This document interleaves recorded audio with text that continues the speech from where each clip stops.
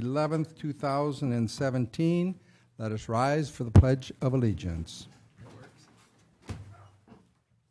I pledge allegiance to the flag of the United States of America and to the republic for which it stands, one nation, under God, indivisible, with liberty and justice for all.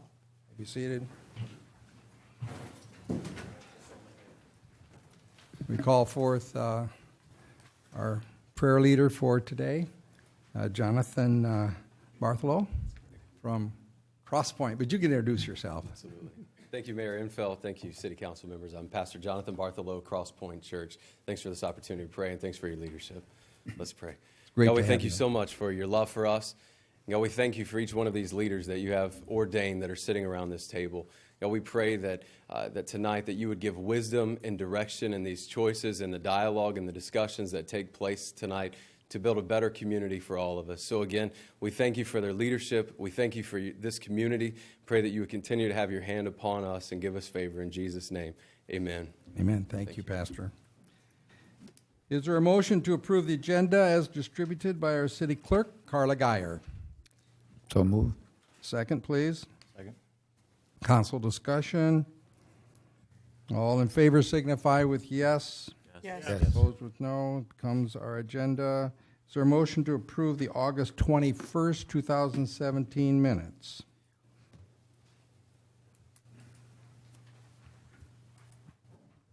Move approval of the August 17th minutes. Is there a second? Second. Motion seconded. Council discussion. All in favor signify with yes. Yes. They are approved. This is the date, time, and place for a public hearing on an ordinance establishing a special fund for TIF monies collected within the amended Waverly Unified Urban Renewal Area. This has had a lot of coverage already. On this one, City Clerk, any written comments? No, Your Honor. Then we would open to public oral comments at this time.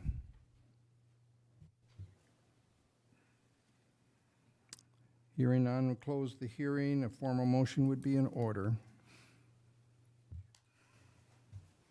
I will move the third and final reading of Ordinance 1025, amending ordinance numbers 569, 585, 609, 638, 664, 733, 791, 853, 866, 892, 931, 736, 932, and 978, providing the general property taxes levied and collected each year on certain property located within the amended Waverly Unified Urban Renewal Area in the City of Waverly, County of Bremer, State of Iowa, by and for the benefit of the State of Iowa, City of Waverly, County of Bremer, Waverly Shell Rock Community School District, and other taxing districts, be paid to a special fund for payment of principal and interest on loans, monies advanced to and indebtedness, including bonds issued or to be issued, incurred by the city in connection with the amended Waverly Unified Urban Renewal Area, Amendment Number 2 to the Waverly Unified Urban Renewal Plan. Second, please. Second. Motion seconded. Council discussion. Roll call vote, please. Gade. No. Kangas. Yes. Lampy. Yes. McKenzie. Yes. Reznicek. Yes. Scherer. Yes. Waldstein. Yes. The third and final reading of Ordinance 1025 passes 6-1. This is the date, time, and place for a public hearing to sell the unused right-of-way property north of McDonald's to Twin B LLC. City Clerk, any written comments on this one? No, sir. Okay. Oral public comments would be entertained.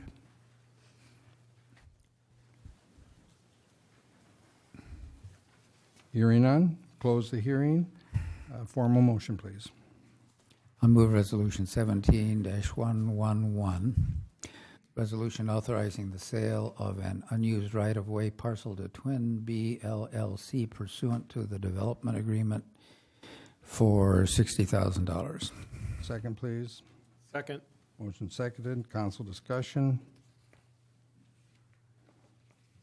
I guess as I look at the documents, I wasn't able to read. I think the discussion was kind of some requirements on what the plan would be, and I guess I can't read the plan. If you try to blow it up, you can't see it. So I don't know if there's some more discussion about this. Sorry, I was asleep at the ship. What was your question, David? So as I understand, the last time we talked about this, I was concerned, basically, I don't see this as unused property. I see it as probably one of the most prime corners in the city of Waverly. And part of this requirement to sell it at a really reduced rate was that it would provide a benefit. So we've got some plans here, but I can't read what they are. So as you try to blow them up, I can't see it. So I don't know if there's some description of what Thank you. this is. Or I thought part of our document showed that the assessed value was 60,000. best value is 150 according to Beacon. Yeah, that's right. The assessed value is 151, I think, and the appraised value is 60,000. Oh, the appraised value, okay. Okay.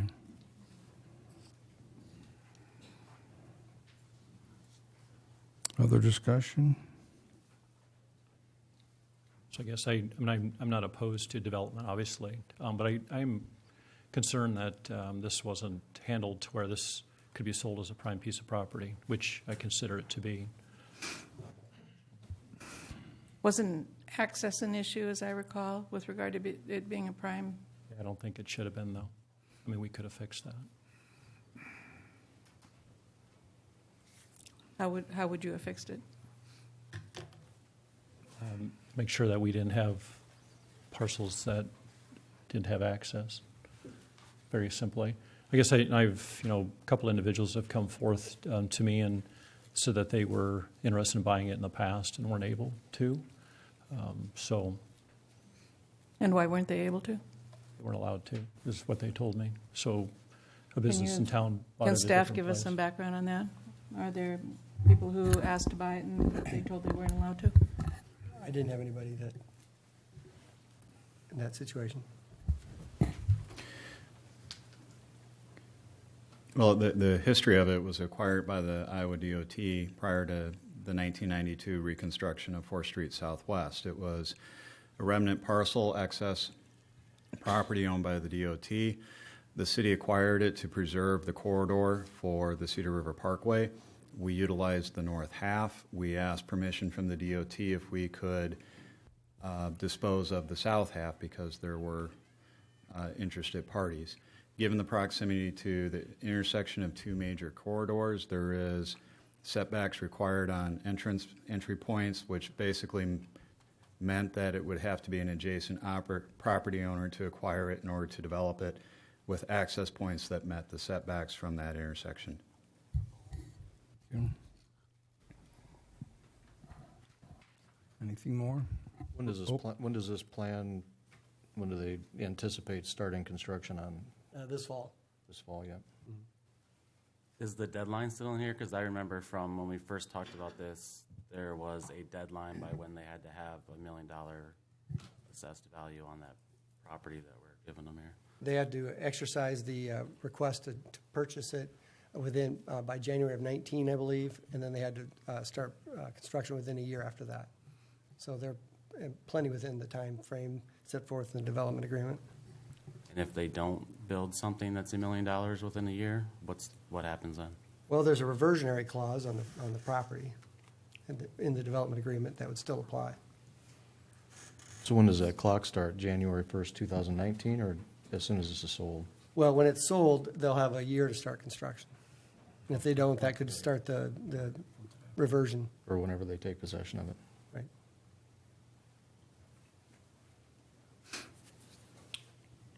Roll call vote, please. Angus. Yes. Lampy. Yes.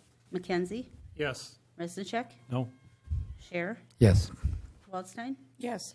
And Gade. No. Resolution 17-11 passes 4-3. 5-2. 5-2. I miscounted. Thank you.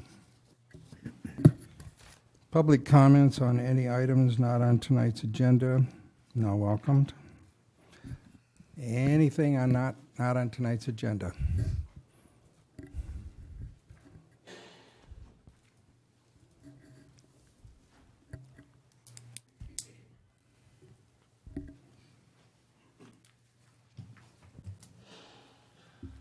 Dean Soish, Northeast Waverly.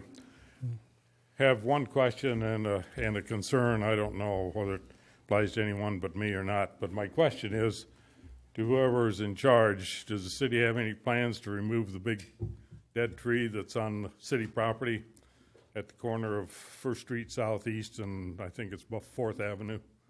It's washed up on the bank. It's the old Hageman property that the city now owns. It's been there for quite some time. A lot of people have asked if it's going to get removed before high water and it floats downstream and causes damage somewhere along the line. We can get back to you on that. Tab's not here. Well, it's just an action item for somebody. Yep. You don't need to get back to me. Hopefully we'll see it gone someday.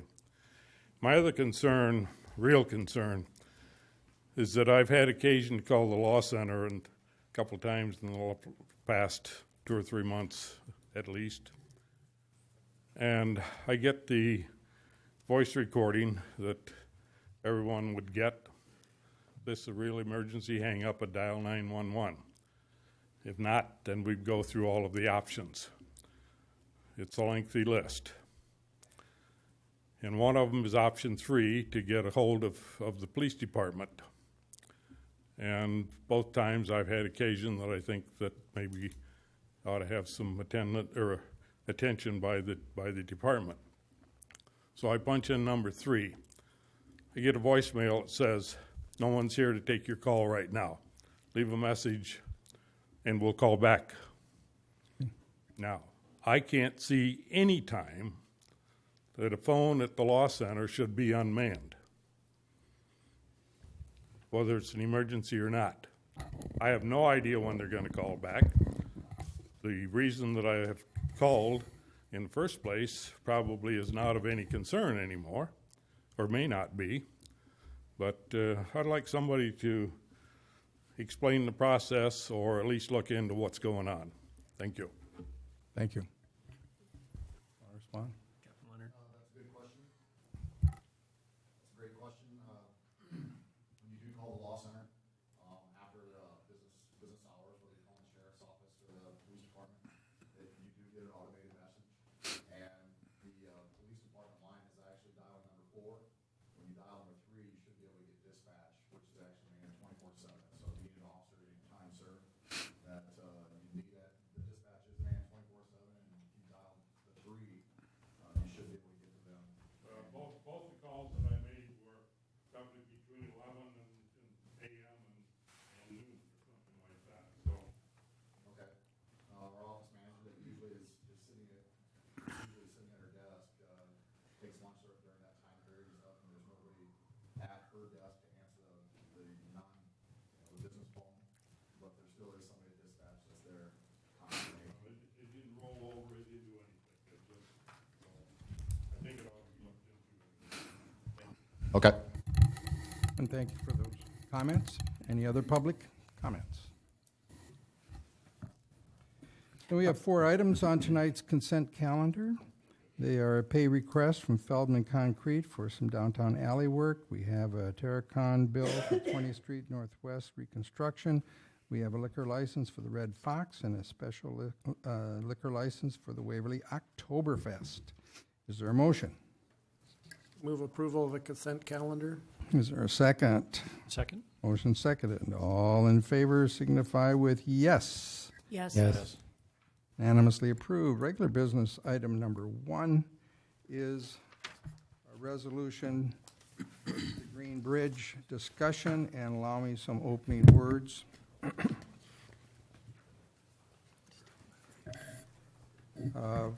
First, we come to this 3rd Street Bridge resolution having rejected the repair option after looking carefully at the escalating costs of repair vis-a-vis the costs of replacement. We have asked in this option for WHKS to give us our pedestrian bridge choices and projected costs. Having studied these figures for the town and the council alike, tonight's vote is to accept the pedestrian bridge as an option, choosing our pedestrian bridge preference if we do, or to do as we did with repair option and reject this option for varying reasons of from functionality to comparative costs. I have asked from the beginning for maximum public input on this issue, for we must, as a community, continue to own our future. So thank you one and all for your caring and your involvement. It takes time and effort. Before we vote, it's important that we, on the council, hear from the public on what you think about the pedestrian bridge costs versus the other options.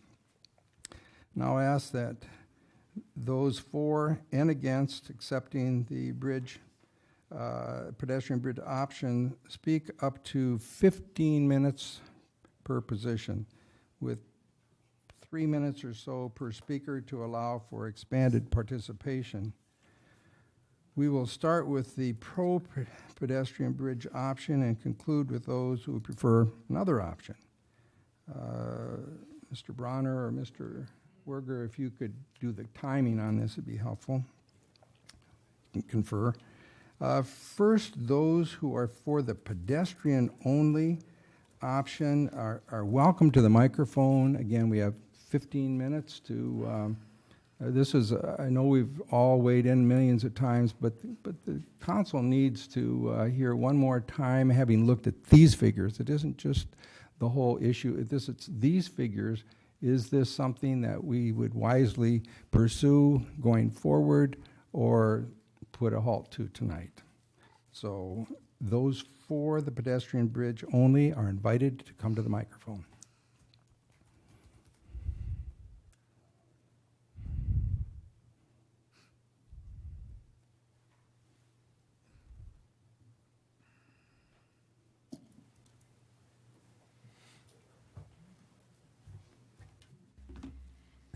Okay, Mary Shildroth, 423rd Street Southeast, Waverly. I'm reading from several tonight who couldn't be here, and at the end we'll be reading something from our Waverly Pedestrian Support Group. So it's representing not just myself, but a large group of people. The first one is from Dave Shildroth, and he couldn't be here tonight. Dear Mayor, council members, and the public, my wife and I very much support the pedestrian-only bridge. Since the final vote is tonight, we are restating our position. The logistics of a two-vehicle bridge don't make sense. First, it's winding around residential areas and ends up at 4th Street Southwest by Burger King, with no traffic controls to get on 4th Street Southwest. The stoplight is not allowed due to traffic coming down the sloped hill in winter at 35 miles per hour. I have already seen a car slide into the light pole, and it's quite a dangerous intersection, as was alluded to last time. Also, there's no point in our view of having a second vehicle bridge within a half mile of each other, and since thankfully the Parkway Bridge is becoming a reality, has already been a budgeted item and is at a much higher cost. Finally, let's please think about the safety of the neighborhood, especially children. What about the children walking to school, having to cross traffic? Do we really want heavy trucks and higher speed traffic going through this residential historic area, tearing up the streets? And the government doesn't allow weight or height restrictions for commercial vehicles on new bridges if grant money is used. How would council members feel if you lived in this district and a highway-type bridge was built to run past your residences, including truck traffic? Great pluses for the PED Bridge include a reasonable cost, safety, a quieter neighborhood, keeping the historical district intact, and maintaining quality of life for residents. A pedestrian bridge will be designed to fit this neighborhood and be something everybody can use and enjoy, including walkers, bikers, for the trails, Wartburg and high school teams, sponsored health events for good causes, and more. Plus, it will be tourism friendly. We trust you will consider these thoughts and vote your heart and conscience. Thank you. Okay, so that was him, and then I'll read the next one is from Sharon Cashman, and she cannot be here tonight, so.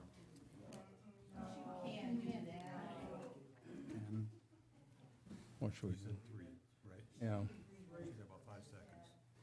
Is that per person or per Yeah, I was trying to do per person just Okay. because I think we need the, That's fine. Spread Would someone things else out. come read it for her? Sharon emailed us all, right? Everyone got that? Yeah. We all got to read it. So. I'm sure as other people will talk, it's stuff that we've already gotten emailed to us too, so. That's fine, okay. Just the point that she has a vision for Waverly, we highly respect her view, working with the band shell and now seeing the vision for the Ped Bridge as well. The last one was from The Girl by the Green Bridge. May I read that, please? Kathy, would you come read this, please, then? Point of order, are the 3 minutes up? yeah, I think That's fine. it might be helpful. I know, Mary, you got so much to cover. and Sure. You've been No, that's spearheading fine. that, but Okay. well, maybe share that with somebody. We got emailed that one too. That Yes, was we, from Penny. her counsel, daughter. for the audience here in public, these aren't, thank you, Wes. Yep. This is not new territory for us. I kind of doubt anything will be. So,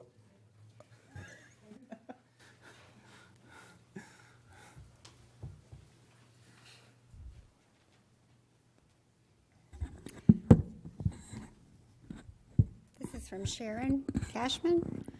identify yourself, please. This is Kathy Strasser. Thank you, Kathy. What is your vision for Waverly? When you show someone new around Waverly, where do you go? What attracts people to our community?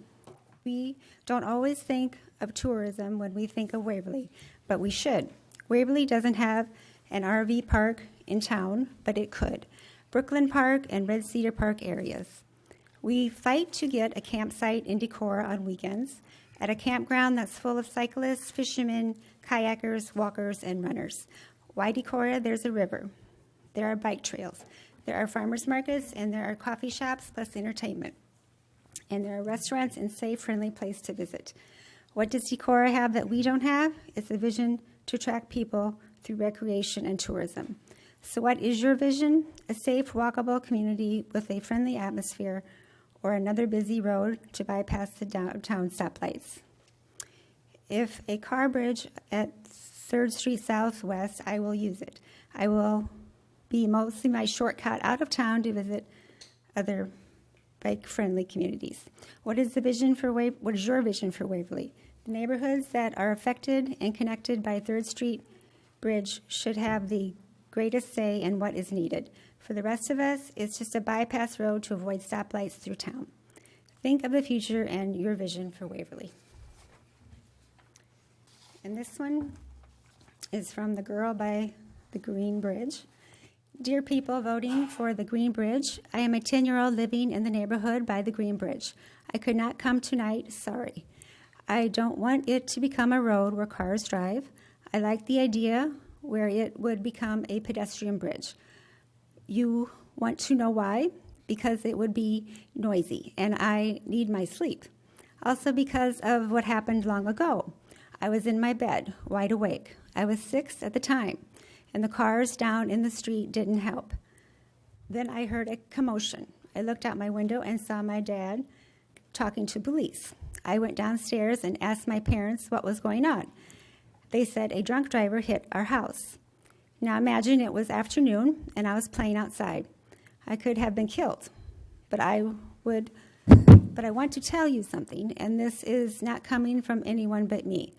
The people who don't have to put up with the bridge should not be voting. No offense to anyone, but what made you care about the bridge anyway? Think about that, and maybe you'll change your attitude about the whole thing. Think about the people who put up with it every day. Think about the effect it would have on our lives. If every day we would listen to cars everywhere. Thank you. Thank you. Thank you, Kathy. And since I'm up here, you've all heard from me by email and in the paper, and I don't need to restate what I've already stated, but I guess this is my last plea for you to vote for yes for the pedestrian bridge, and these are very good reasons why, as well as what Mary had said earlier. Thank you very, very much. takes a lot to speak, and we appreciate everyone's voice, and we're all listening to everyone. So thank you very, very much. Any other pro-pedestrian only voices?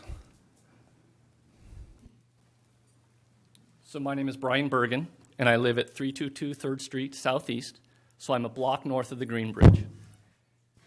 So I will agree with the statement that I do not really want a two-lane bridge and all that traffic going down my street. Like the peers, I have had a car hit a tree on my property. However, I've been knocking on doors, and I was talking to people in Southwest Waverly, and wouldn't you know, they don't like the traffic going through their neighborhood any more than we like it, okay? So all those cars that would be going on 3rd Street, well, now they're going on 1st Street Southwest. So the argument that our neighborhood, their neighborhood, probably isn't a fair argument. Okay, so what is a fair argument? The intersection of Burger King is still a concern, okay? Any traffic, well, I shouldn't say any traffic, most of the traffic going southbound over a bridge at 3rd Street will be turning left at that Burger King intersection. And that is a dangerous intersection, and there's not a whole lot we can do to fix that. So I don't think a two-lane bridge where the Green Bridge is currently is a great idea. A better place to put it, as I believe was proposed, is over at 8th Street, a little bit further east, past the soccer fields where it goes north, past the water reclamation, over by AMVETS, okay, an AMVETS bridge. Because the traffic using that bridge would be turning on your Cedar Parkway. They wouldn't be using that Burger King intersection. So I think that would be a much better place to put a two-lane traffic bridge. However, such a bridge would cost a whole lot more, no doubt. So I think I can effectively argue that's a better place, a superior location for a bridge. The question that you have to consider as the council is it an $8 million significant improvement than putting something in at 3rd Street?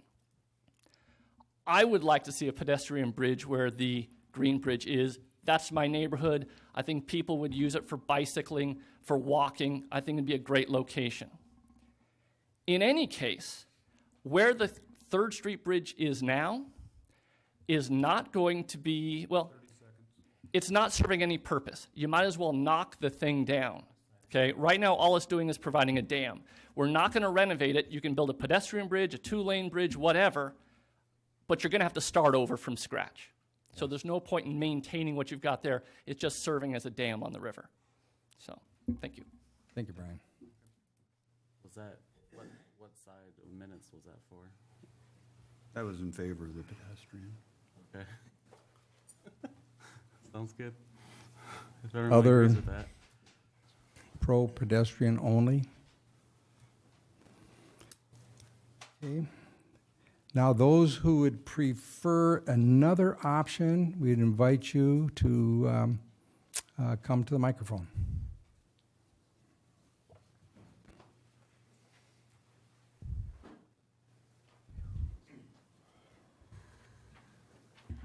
Good evening, I'm Paula Stevenson. I've been up here before. After I left the last meeting that I spoke at, I decided that it's not about what I want, it's about what anybody wants, and especially the people that live in the neighborhood on both sides of the bridge, but also, in my opinion, I do value the opinion of the people that live on the opposite side of the river. So there have been several of us that have been doing door knocking. We went around, of course, some people wouldn't answer the door, some people weren't home, but we did go with 2 surveys that, I won't comment on survey, okay? So we did go with 2 pieces of paper asking people which would they prefer, a pedestrian bridge or a vehicle bridge. So what I have is, and keep in mind, this is not we could not get to everybody, and some people weren't home, some people were not answering the doors. So on the southeast Waverly side of the people that we talked to, we had 59 people that signed a piece of paper with their address on it that want a vehicular bridge. And then on that same group of pages, we have 2 people that wanted a pedestrian bridge. On the southwest side of the bridge, we had 32 people who want a vehicular bridge and 1 person that wanted a pedestrian bridge. We have 19 other people that signed that just, I don't know where they live. I don't know where their streets are. They didn't say northeast, southeast, or whatever. 19 other people that signed that. And plus I had the 24 signatures from the first time that I came, which are from a variety of places around the Waverly area. And all of those people on that particular list are people that used to use that bridge as a vehicle bridge and wanted a vehicle bridge. So if you add that to the 148 people whose voice doesn't count on the K-Way survey, we have a lot more people that are requesting for it to become a vehicular bridge. A lot of the people are here tonight that are from the area that people live near the bridge. And we really feel strongly that because we asked which one do you want, that it is pretty legitimate about, because we weren't just asking one way, we were asking both ways. And it's pretty overwhelming of what people would like to have. In addition to that, just as a private citizen, I guess knowing that the state of Iowa is going to add $1 million into the project if we do pick a vehicular bridge, that saves the city of Waverly a lot of money. I'll be done and let somebody else speak, but I just wanted you to have the numbers, so thank you. Thank you, Paula.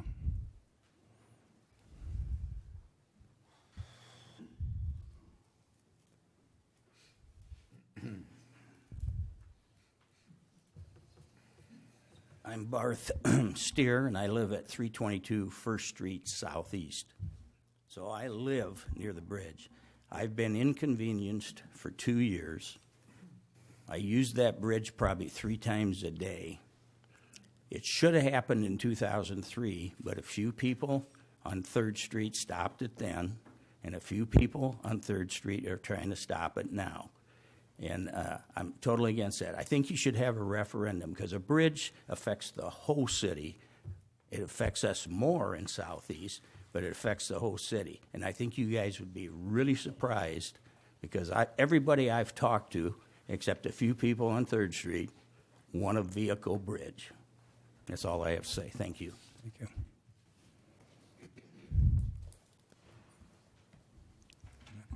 Diana Blake. I live on First Avenue Northeast. I think we would be very short-sighted to spend a great deal of money on a limited-use bridge for this growing, expanding community. Yes, we will have a new bridge on the Cedar River Parkway. That's well on the edge of the community. Yes, we have the Horton Bridge, but what would happen if we need bridge repair on the Bremer Avenue Bridge? We would have no vehicular bridge in the center of the city to serve all the traffic that we know moves back and forth across the river.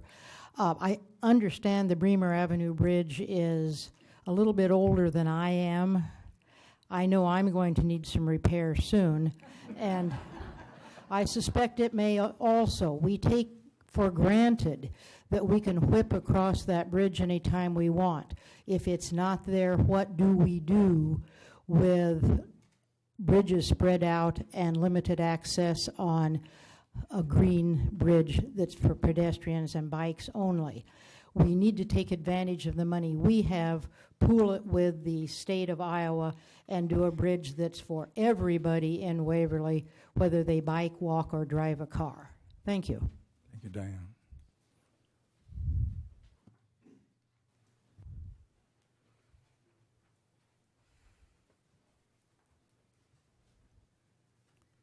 Hello, I am Nancy Conklin of Southeast Waverly.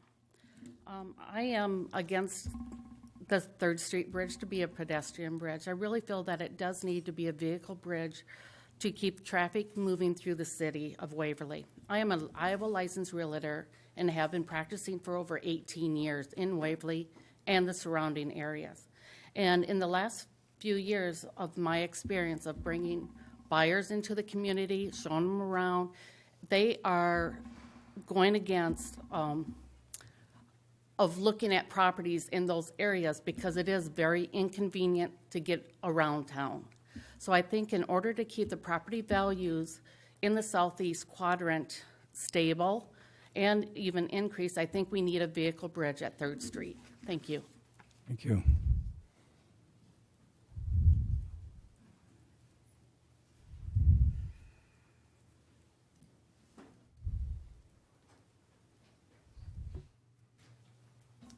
Hi, I'm Sally Downing, Leader Nolte.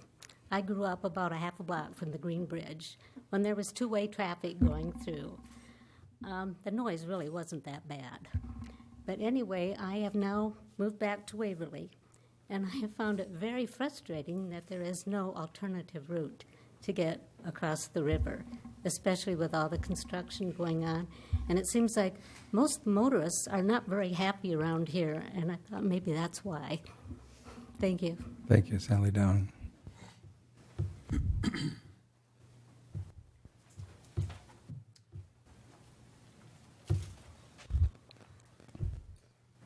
Hi, I'm Mark Conklin. I'm a resident of Southeast Waverly for 22 years.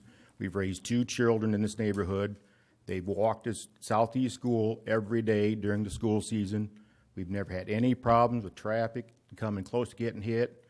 And the residents of Southeast Waverly, when you bought your house, you knew that bridge was there.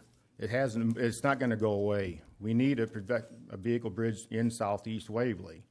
And I urge this council tonight, take a serious look at it and put it on the ballot for November and let the citizens of Waverly make this decision, not just 7 people of this community. Thank you.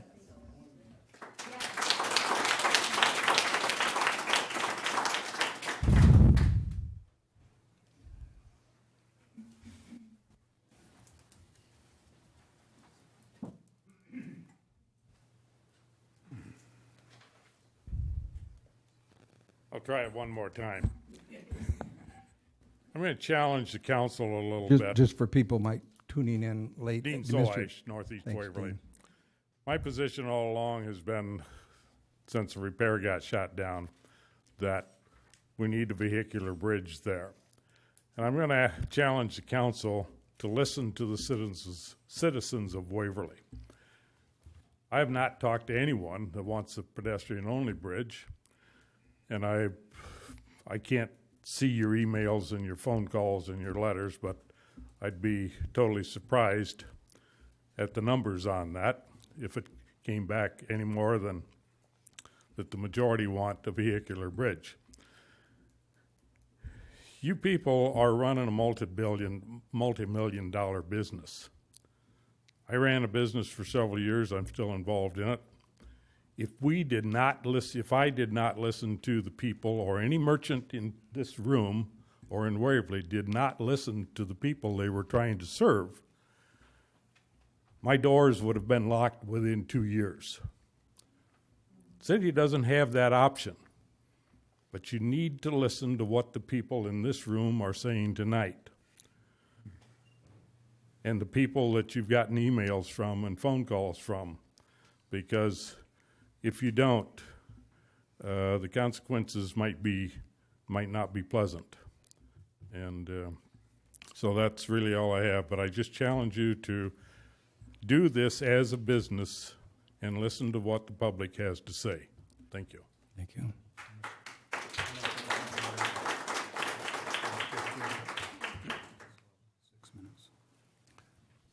Other voices are still welcome.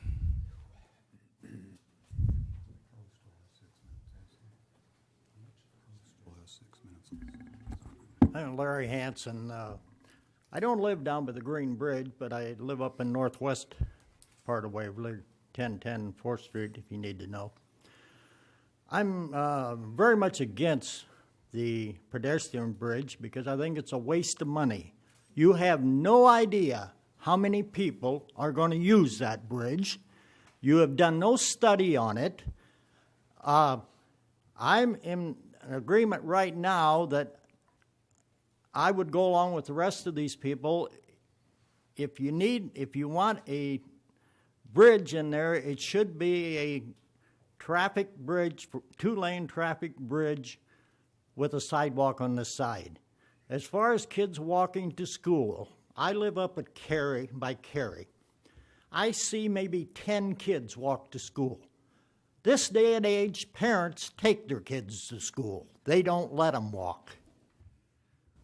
I just cannot see wasting tax dollars on a pedestrian bridge at this time. If you can't afford to build a two-lane traffic bridge at this time, I'm all for the one south of town. Get that done and budget it in some other year. But whatever you do, don't just build a pedestrian bridge. It's a waste of money. I think we have time for one more speaker, if you'd like.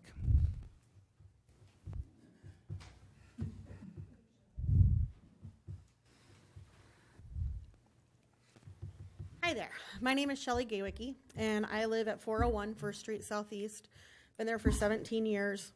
I use that green bridge every day, at least once a day. I work at Warburg College, so, I mean, granted, right now I don't need it, but it's been such a big part of us living in that area. And everyone in the neighborhoods misses it. I mean, it's such a pain to have to go the long way around. Just for example, I take my dog to the wonderful Waverly Dog Park, and now I have to go all the way through town to get to the dog park, whereas I used to be able to shoot across the Green Bridge and just go out that way. I mean, your responsibility is to listen to the people of Waverly. That's why you were elected. That's why you're where you are. Please take the time and listen to what the people of Waverly want. And keep that in mind when you make this vote. This pedestrian bridge is ridiculous. As he said, it's a complete, total waste of money. You have to allow the people that live in that part of town to be able to get out of town more than one way. For example, during the flood, when the roads are covered, that green bridge was, for a while, the only way that people could get in and out of that development over there. Keep that in mind. I mean, we need to have another option to go back and forth across town. Thank you. Thank you. Pro Temp, we're about out of time. No, we've still got some time. We still have some time. Could entertain even one more.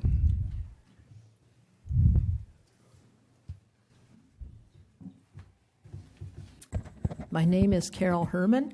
I live on 207th Avenue Southeast. The traffic over the Green Bridge usually turned in front of my house. I've never minded. In fact, I miss the traffic. My parents lived to be quite old, and there was a lot of concern during the floods that if something went wrong with their health, we couldn't get the ambulance in. If they build a bridge for the bicycles and they build it so that the ambulances and the fire trucks can get over when we are landlocked because of flooding, then I would suggest that you build a bridge big enough for 2 lanes of traffic, or 1 lane if that's what you want. But I can't see spending money on a small bridge because we do need fire trucks and ambulances to be able to get into our area when it's flooding. Thank you. Thank you, Carol.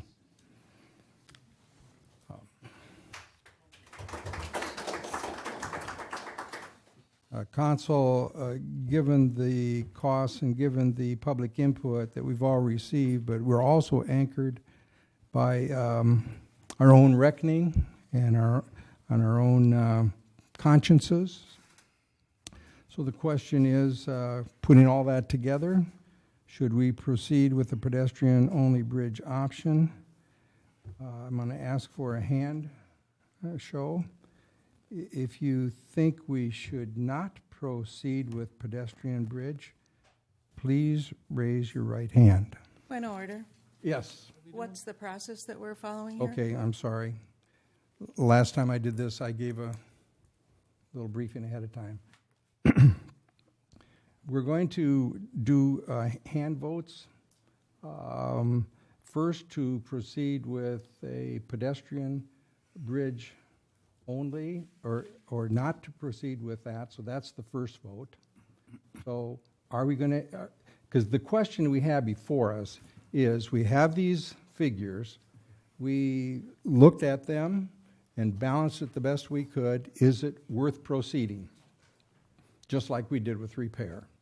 So the first vote will be to either go ahead with the bids and do pedestrian bridge. How is this related to the motion? Yeah, We're working up toward the motion. The motion will eventually include, if we vote to proceed with the pedestrian bridge, then we'll be voting on options, both first functionality and then type of bridge. That's the only way we can do a motion, so the motion will be filled in by our votes. Thank you.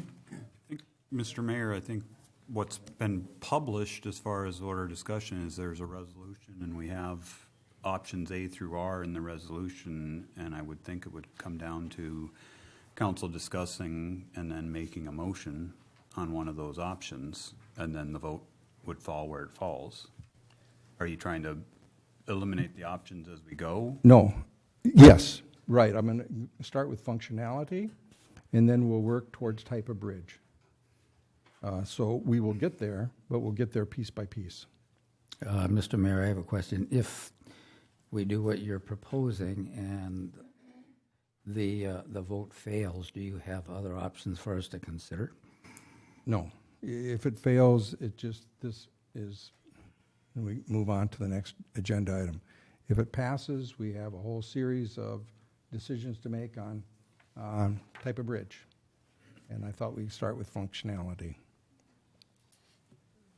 And I understand where you're headed, but I expected it to be formally listed like that we would take a formal resolution on, do we proceed with pedestrian only, and then if that passed, go into trying to decide which option. I just, again, maybe looking to Bill for some legal definition here that, can we make a motion, can we do a hand vote, something that's not on the agenda? It presupposes that, you have to make the original vote to go for a pedestrian bridge to go into the options. That seems to be kind of inherent in all the options that are on the table. So I don't know if there's any rule about how that. And the options, I guess I will just say, and I don't have a suggestion for how to proceed, but, the options are about $500,000 to $600,000 apart. So, it seems like that is a significant part of whatever we're discussing and deciding. When we get past functionality, I was going to ask that we show pictures of our different options, and with the discussion of to Mike on any questions we might have.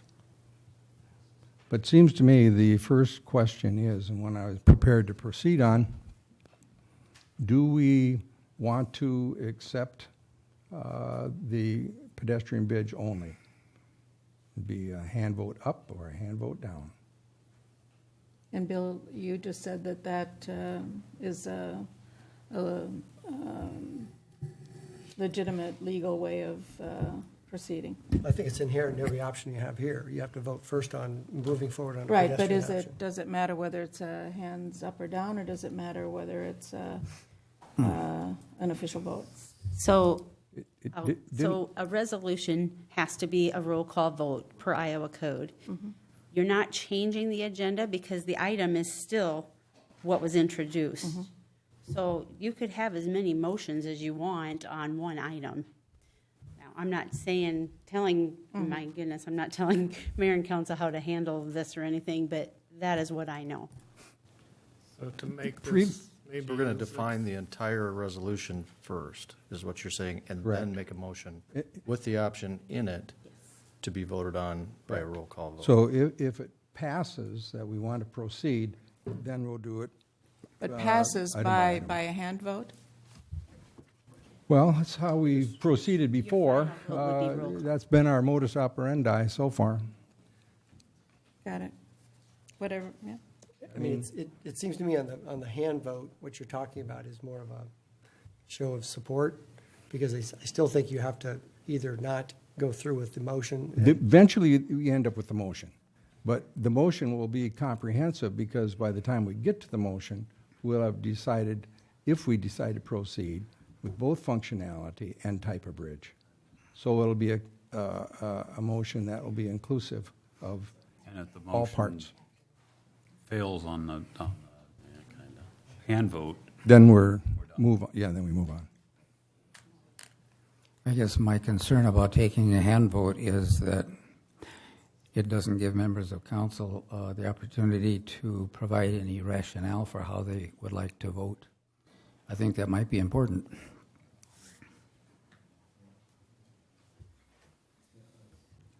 agreed. You'd have some discussion from council on That's a point. If we'd like to do that before we take the hand vote. I think it's completely appropriate. If you want to allow council briefly to run through their wishes, maybe some of their options, it might help foster that communication to get to a single item. Because as we're talking about, you have numerous options here to get through from the cross-section matrix of what could be. And the only way to get to that is to start to whittle it down, whether it be by weight or width or type or material. There's no other way to get to this unless you start to, because I really don't want to discuss all 25 of these or 30 of them individually. Take votes on all 25 or 30 of them until we get the one we like. only 26 Well, yeah, and the way I've Point taken, Mr. Kangas. However many there are, I don't want to discuss 2 pages of options. And it has its to get own through. honing process, City Yes, sir. Administrator. As we get through, if we start with functionality, it will narrow down very quickly. I But, would suggest, though, even the vote on functionality is related to other more detailed information, and I'm just going to say what I prefer at this point, having heard now what you had in mind for our process, Mr. Mayor, but I would suggest that we have a discussion first so that we can That's fine. we can talk about where we are, and if that then gels into a motion for a particular option, then someone will make that motion. The first discussion, I think, should be whether or not we have a pedestrian bridge. Yeah, I do too. I mean, and if we need to discuss first before we vote, that's fine. Let us take a few minutes to preface our vote with discussion. Anything anybody would like to say, would be free to say it now. Guess maybe I'll jump in first. Couple of things that I keep going back to here. When the bridge was first closed, and one of the first couple of discussions we had was centered around why did we let that bridge deteriorate to that point? There's 3,000 cars a day that go across that bridge. We shouldn't have let it go into disrepair where we had to close it. It seemed like we've lost track of that when we narrowed down to pedestrian only. I think Brian made a good point here, and it's something that I've had people in the Southwest contact me on, is if you don't have a bridge there, those 3,000 cars just didn't disappear. They went somewhere, and they went into my neighborhood. And we're a historic district just like the Southeast is. So if you're going to protect one because traffic is going to be bad for it, it just doesn't make sense. So I struggle with that. The other one is I know that we've all gotten emails from folks that have opinions on both sides of the question. So when I hear folks say we have to listen to the public, I think I feel very comfortable saying this council is listening to the public. We just come at it from different perspectives. When I look at it, I feel my job is to take the input of the citizens, take the input of the planning that the council has done together, and then apply that to what I feel is the best for the community at large. So that's where I'm coming at. My decision is, when we walk out of here, half this group or close to half of this is going to feel like the council listened to them because they voted in their favor. Where if you're judging, have we listened to you by the vote, I think you're kind of not giving us the credit we deserve. We listen to you, we just come at it from different perspectives, then we make a decision. The question has come up several times with conversations here tonight, as well as folks that have contacted me. Why don't we just take it to a referendum? And James, this is where I'll lead on you a little bit. My understanding is the council can't do that. That has to be brought by the public. So if the citizens are looking for us to throw up our hands and say, we don't want to deal with this, you guys decide. We can't do that. So if you could explain the process of referendum. Yes, sir. It's something that Auditor Shelley Wolf could do a much better job than I could, but I will let you know you cannot just simply throw a question on a ballot. And if you wanted to, it would never make it in time for the November ballot, I don't believe, because there are certain requirements and dates and times you have to follow. There are certain dates set out by the legislature that you can have special elections. The next one would be in the early part of next year, March 6th, I believe we established. So it is possible, but it is a number of signatures on a certain petition that has to be done in a certain manner. You just simply cannot throw something on a ballot to be voted on. And from my own premise, then, if you want to put this bridge on, then where do you stop? Should the parkway go on? Should the sewer plant go on? Should water and sewer rate increases go on? Should salaries go on? Where do you really stop? And then why were you elected as a council? We could get rid of all of us and just have a vote every month on everything we want to decide by majority. It may be extreme, but that's kind of the path you're heading down when you do not allow people elected by the majority to serve in the instance they were elected to do and make those decisions for the masses that did elect them. So I understand the want to move this towards a referendum. It could happen, but it's not something that happens quickly, and it's not something you can just do. There is a process, a procedure, and we can look at that further. I know Carlos checked into some of that. I don't know if you have any additional comments. I can tell you that you cannot have a special election 46 days before a general election. And then there's 4 dates throughout the year. In 2018, it's March 6th, May 1, August 7th, and November 6th. And there's also legalities on what you can hold a referendum on. Right. This, when I asked Shelley Wolf 6 months ago, it was not, but I didn't go into specifics with her. So I'm still kind of researching all of that, but at this point, it doesn't look like it's something that we could even have a referendum on. I guess I just wanted to clear that up because that was my Yes, sir. understanding. And again, my understanding is if that's something the public wants, they should drive that. It shouldn't be the council. I guess, and just kind of maybe wrapping up mine is I certainly understand the passion behind wanting to get something done, but to me, this project has this phase of it has kind of jumped out of the norm.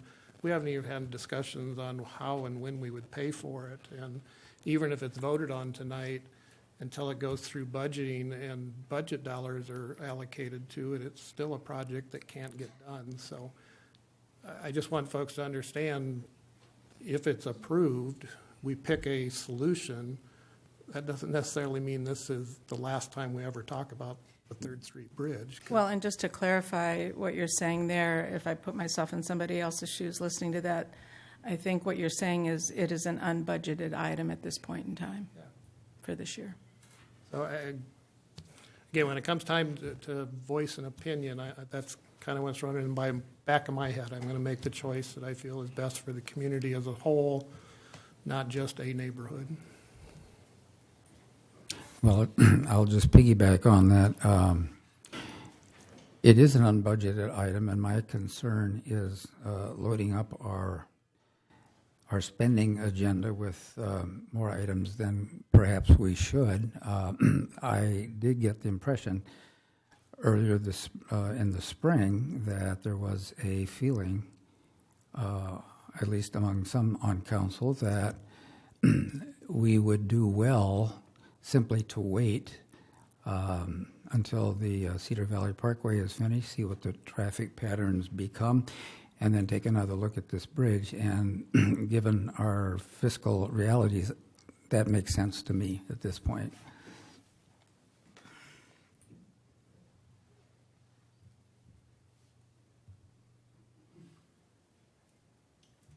More discussion. You know, back in back in February, I think Edie, I think you brought it to the point that, you know, there was the two-lane bridge is not the default on the decision here. That you know, there was other options, and I think that after a lot of discussion and a lot of input from the public, both for and against, I think that, you know, we've come up with a pretty good solution here. You know, I think Diana said too that, you know, one point was that, you know, well, if we need to go quick through town, we just whip across a bridge. Well, when they just whipped across the bridge when it was a one lane, at least you had to slow down. This is a two lane, you know, I think there's going to be an awful lot of really fast traffic across that bridge and up and down 3rd Street because there's no street. And, you know, as far as keeping traffic moving, you keep traffic moving to where? I mean, you're in a big hurry to get to Burger King corner to the 4th and 8th, and you're still going to have to wait. The time restraints and everything makes no sense, and it can just, you know, even down 1st Street in the Southwest, you know, that's still moving traffic through a residential area. I mean, we're redoing Bremer Avenue so it makes it more efficient, and why not have that traffic go down Bremer Avenue? And then the traffic that would rather bypass downtown could go on the Cedar River Parkway. I mean, that's a far better solution than bringing it through town. Remind us always to listen to everyone. Thank you. So, you know, for the other point, you know, there was a statement said, you know, all the way around. I don't think anybody drives any further around than I do. And I've learned to be perfectly okay with that. For me to drive to the other side of the bridge is, you know, we've got the furthest to go. And we've learned to cope, and we've learned to get along just fine without it.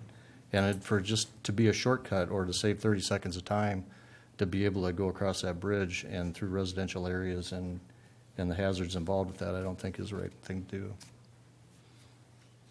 Thank you, Dan. David? Yeah, I feel like, you know, I feel like I need to speak, but at the same time, I feel like we've been talking about this for a long time, and as we think about it, we have been talking about it for years. To me, and we are listening to the people. You know, and I've got a list of other topics that I don't want to go through, but there's other topics in Waverly where I feel that we haven't really listened to the people. But this topic we have. But I think a longer term solution, you know, as I look, and in the last meeting I showed an aerial photo of the city, and basically I said if we could start over, design where the bridges would go, and I'm looking at that picture now, basically we've got the center of town, we've got Bremer Avenue, we've got the Horton Road, you know, by Waverly Light and Power there, and then 10th Avenue. To put another bridge on 3rd Street through a residential area would be, I mean, just pick any neighborhood in town and run a bridge through it. To me, it's not good city planning, and it's not something that anyone would do. And I would question if the state would actually fund this for such a thing. There's been also, as I look at the other bridges in town, and I can show this too, but they're all on highways. Horton Road is a highway. Bremer Avenue is a highway. 10th Avenue will be a highway. This is a residential area, and I've taken pictures through that neighborhood. It's, you know, the trees coming over it. It's not a highway. It's a residential area. So for us to put a bridge there makes no fiscal sense at all. Which brings me to the second point. There's been some discussion about 10th Avenue. You know, we're spending $10 million or 12. I mean, it's a significant amount of money. But, you know, tonight I voted no on a simple project just because I've got a burr in my saddle about we should have sold that property for more money. But if you think about that short stretch of that small little piece of property, there's already going to be $1 million project on that property in that little space. And that's because we're expanding 10th Avenue. So we continue 10th Avenue. There's already housing going in there that's much needed. We continue it over the river. There's a significant amount of area there that's going to be future development. That's going to bring people to our schools, which helps the school budget. It's going to bring people in town. It's going to help our overall financial condition. You know, we've got a potential to lower taxes, which I've been after for a long time. A bridge down 3rd Street is a shortcut for people, and it provides no economic development at all to this city. So I've driven around. I don't live in that area. I'll admit that. I live on the other side of town. And so I've driven around there for hours. My family asked, where you been? Well, I've been driving through the neighborhood. I've been talking to people. But I can't find that I'm more than a couple minutes out of my way. As I drive down Bremer, as I drive around, I sit at Burger King. And I don't want to offend anyone, because I know that, I had an email from someone that said, well, it takes them longer, and I understand that. But I tried to experience that, and we're really minutes out of our way. So I think of another city where a bridge might be out, and there might be several 10 miles between bridges. Here we're talking about a relatively small area where there's 3 bridges close by. So for us to put a bridge in a residential area that funnels traffic parallel to a state highway, to me is not the best thing that we could do. And then it goes back to way a long time ago. Citizens came forward, and I wonder, they've been sending emails, but I wonder sometimes, and I've seen another situation where residents get tired. They get tired of fighting for their livelihood. I've seen it in my neighborhood, and zoning changes. They kind of get tired, so I'm remembering the people that came forward and talked about the fear of their kids walking to school, the fear of traffic. And so with the Green Bridge, that was basically a built-in speed bump. It slowed down the traffic. The cars going across, clink, clink, clink. If you're from Waverly, you never get that out of your head. But it slowed the cars down. So the kids going to school, or the neighbors and everyone around there, it was almost a built-in speed bump. If we put a 2-lane highway, and that bridge will look like an interstate crossing, unless we spend more money to embellish it, that's going to be fast traffic. Two-lane bridge inherently will speed up the traffic.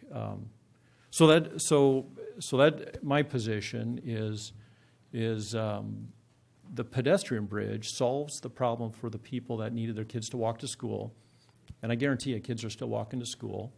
But it helps the kids get to school. But it also helps the biking and the pedestrian and the park access that our city's been trying to develop. So that's where I stand. Okay. Tim, you want to speak? Yeah, I guess a lot of it goes back to when the Green Bridge was shut down, and looking at what the functionality was there. And yeah, we heard about 3,000 cars going by and in that area. And I kind of, I have worked for a delivery company in town and kind of know, trying to get across and the shortcuts around town as needed. And to me, the Green Bridge always was that kind of a shortcut. It wasn't a necessarily a handy location on a regular route. And I kind of echo what Dan and Dave have said about it. If you put a 2-lane bridge through there, the width of 3rd Street on the north side in particular is going to encourage traffic to go at a faster speed, whereas the Green Bridge as a single lane did act to slow people down. And I heard some murmuring when Dan was talking about that as a speed, and all you have to do is look at 2nd Avenue Southwest, at 5th Street Northwest, at 5th Avenue, and you can see what a wide street does for traffic and whether they slow down or whether they speed up. And we have complaints all the time on 2nd Avenue. We have complaints all the time on 5th Street about cars that are going too fast in a residential neighborhood. And that's what this is. It is a residential neighborhood. It isn't a highway. It isn't a throughway like that. I understand 1st Street is a residential neighborhood in part as well, but that's on one side of the street. The other side of the street is the park. So there is a difference there. It was kind of the same thing when we were discussing whether we would put the band shell in Coleman Park. There was a lot of talk about, well, you're going to have all this traffic, but at the same time, there really isn't a lot of residential now on 1st Street, which is a highway and a through street there, with the band shell, and it doesn't interrupt that. I've heard talk about connectivity of the town.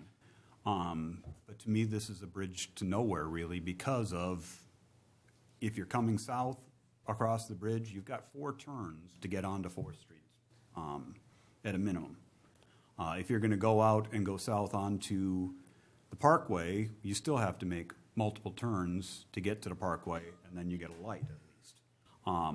And to me, I just don't understand safety-wise why we would want to funnel traffic to that Burger King corner, which is, in my opinion, one of the more dangerous intersections in town. Maybe the intersection out there by 10th Avenue and Cuna is about the next most dangerous in terms of traffic coming through there. So it's just to safety there. I've heard people talk, well, you got to encourage growth in Waverly. I'm not sure how this bridge encourages any growth. There's no vacant lots in there to build on. There's no open areas there in which growth is going to be. If there's going to be growth, it's going to be on the Cedar River Parkway east. It's going to be south by Prairie Links, not in this neighborhood. So to me, it's a problem there. And I come back to, as Dave kind of pointed out, it was a question I kind of go through. If this bridge had never been there, would we be talking about putting a vehicle bridge there today? If that bridge had never been there, when it was put in there, it made sense in 1917 to put in a bridge because you had Model T cars that travel at a maximum of about 20 miles an hour, and you had horse and buggy. Now that we have cars that go a little bit faster, are a little more efficient, it's not necessary. I think the pedestrian bridge, to me, makes the most sense from a safety standpoint, from a connectivity as far as the community for pedestrian and recreation standpoints. A waste of money, I don't buy it as a waste of money. Okay? One kid gets run over on 3rd Street. Is it a waste of money? How many cars get accidents at 4th Street and 8th Avenue? Is it worth that much? Thank you. Oh, the other comment was on downtown businesses. I'm pretty sure most of the cars that go north or used to go north up from the Green Bridge on 3rd Street did not turn left to go downtown businesses. Most of them were going on the bridge so that they could avoid the lights by the downtown businesses. Thank you, Tim. I'm about ready to weigh in, I think. I guess I want to start by saying that my first preference would have been to deal with this holistically, which someone a couple of meetings ago suggested, and which has been on my mind from the beginning. Unfortunately, we don't have the luxury of backtracking and doing that because certain motions were put forward along the way, and we have to deal with those now, and that's fine. But I think the right way to have done it would have been to look at all of this planning with bridges together and traffic flow. And we've done that to a certain degree to the best of our ability, but not completely holistically. So that's unfortunate, but I want to recognize that that might have been a better way to do it, but we're not at that point now, so we can't do that now. In all of this, have tried to listen to everyone very carefully, and I've received communications from both citizens in the neighborhood, all over town. I'm an at-large person. I think we all probably do that, but I feel particularly like I need to weigh the entire community, the opinions of the entire community when we approach things like this. Not just because of my position, but also jumping for a minute to the financing of it. It's not just the residents in the neighborhood who are going to be paying for this. It's going to be the entire Waverly community. And so it's very important that we listen to everybody, and I've tried to do that. Taxpayer dollars will be coming from everyone.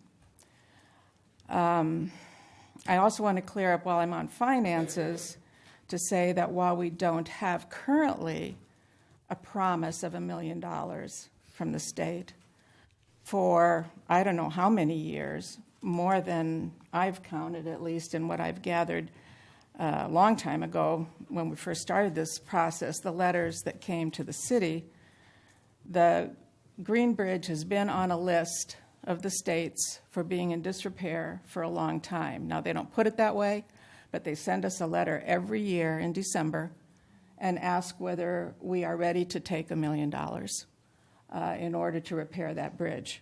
Replace that bridge. They would only give the $1 million for a replacement bridge that is up to current standards of engineering and structure. So while we don't have that letter yet, it's likely, extremely likely, if the past is any indicator, that we will get that letter in December this year, and it will ask us, would you like to have your $1 million for this bridge? So I just want to make that clear. It's not clear that will happen, but, I just want to make clear what has happened in the past for many, many years. Sticking for a minute back now with the listening to the people, comment that I made, I will say again, and I've said it before, I have had dozens, they've increased since the last time I said this, by the dozen at least, of people in Waverly telling me that they are in favor of a vehicular bridge. There are roughly half a dozen people who repeatedly, and I appreciate that, tell me what you think, are for a pedestrian bridge on this particular issue. With regard to traffic, I don't know, some of Tim's comments about speed, I think there is a way to regulate that. There certainly is a way to enforce it. So I don't understand why, speed all of a sudden becomes an issue when it wasn't one before. Same number of cars will probably be going down that street. Speed will be roughly the same. I don't think it's going to funnel a lot of traffic. I just don't see any evidence of that. And in terms of growth, I'm jumping around here just a little bit, but I think the comment that was made by the realtor who spoke, maybe there's no opportunity, or maybe there is, because I have heard from businesses about that they rely on the traffic that comes to them to downtown by going across the bridge. I suppose I don't know if there's evidence for that or not, but let's just for the moment assume that, there isn't any growth, Tim, like you suggested. What about decline? What about decline in that neighborhood? According to property value, what the realtor told us about property values and perhaps other things as well that we don't even know to anticipate at this point. And coming back to the finances, I try to listen to people. I try to take everyone's opinion into consideration, but we're really roughly talking about a $500,000 difference, most likely, somewhere around there, between a pedestrian bridge and a vehicular bridge. And so to me, when I take in citizen input, good steward of our resources, I believe we can build a bridge there with certain aesthetics that fit into the neighborhood. I believe we can regulate the speed. We can have a pedestrian and bike crossing. I guess, to me, just logically, I come to the conclusion that for the community at large and for the public good, I would not support a pedestrian bridge.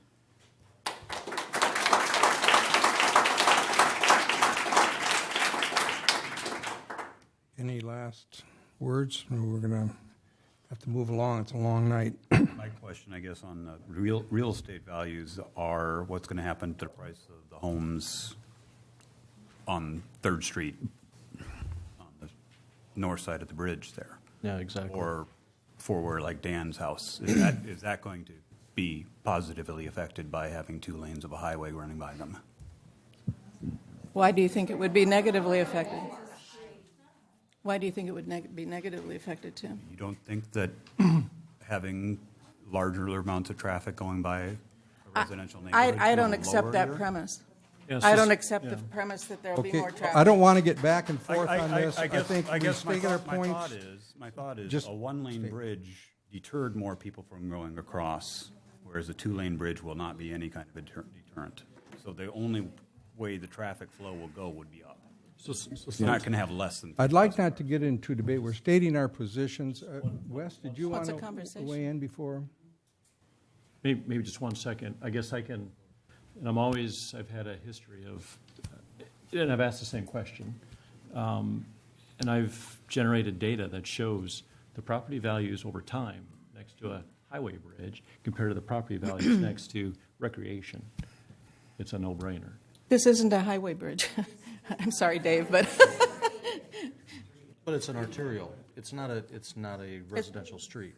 You know, and you said that you didn't feel the speed would be higher. What happens with the one-lane bridge and the green bridge, everybody had to stop and take turns to go across it.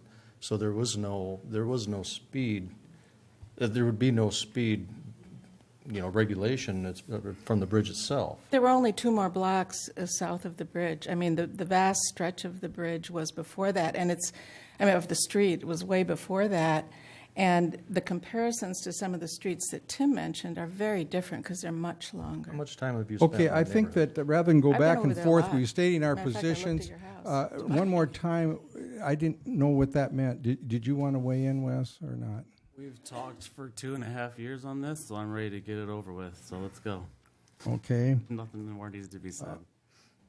But I do thank everyone for huge participations, and I think we're ready to proceed again, unless I will ask for a little nod of understanding here, but we are working toward a motion. But at this point, we need to know whether we want to proceed towards accepting these bids towards a pedestrian-only bridge. So I would ask if you do not want to proceed with a pedestrian-only bridge, that you raise your right hand. You do not want to proceed with these bids. If you vote that way right now. There are no bids. What? There are no bids. The options. We have options. The options. I misspoke. Thank Okay, you. I just want to be clear. Yeah, no, that's very, very important. Yeah, what we have is a set of options before that we're going to hone down, if we can.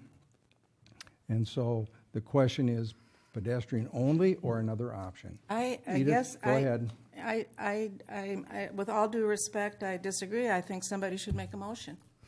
If somebody wants a pedestrian bridge, they should make a motion. I agree with the mayor's process. The motion is printed for us, is not? That we're going to end up. Not with a specific option. I know, but eventually you're going to end up with a complete, that's where the line is on the motion, where you end up with the complete list of what we're going to do if it moves ahead. But if it doesn't move ahead, then then it's over. The resolution says documents for one of the 3rd Street Southeast pedestrian bridge options. With a blank to be filled in. Which are listed. Right. With a blank to be filled in. And if we decide we're going to proceed or not proceed is the question. Can we amend the resolution? Absolutely, it's just a suggested motion. Could we, Motion is yours. I'm okay with the process, but I just didn't know. can we make a motion?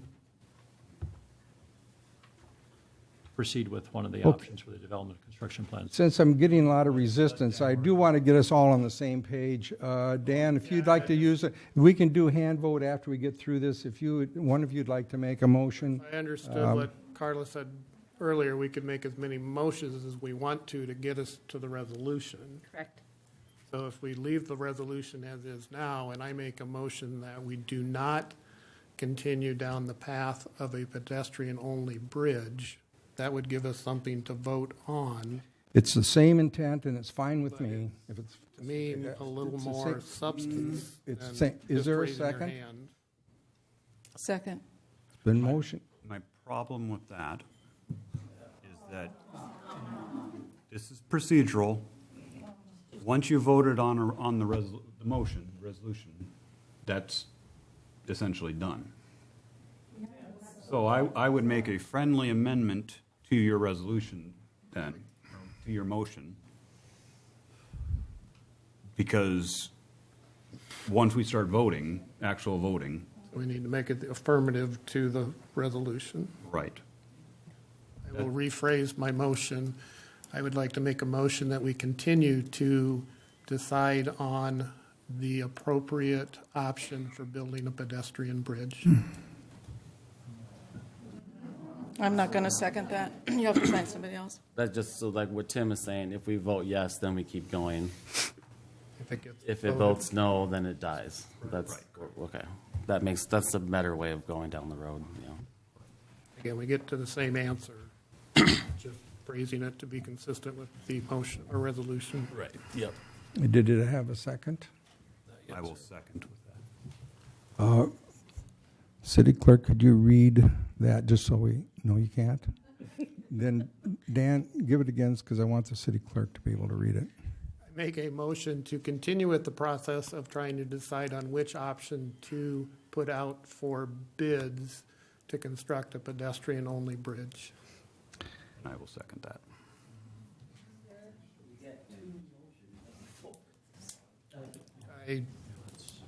I accepted the friendly motion and rephrased mine, so I think we're okay as far as only having one motion on the table. Again, it's getting us to the same point. It's just phrasing it to be consistent with the resolution. This happens every meeting too, if you want to come and watch. No, it just doesn't, saying. but this is a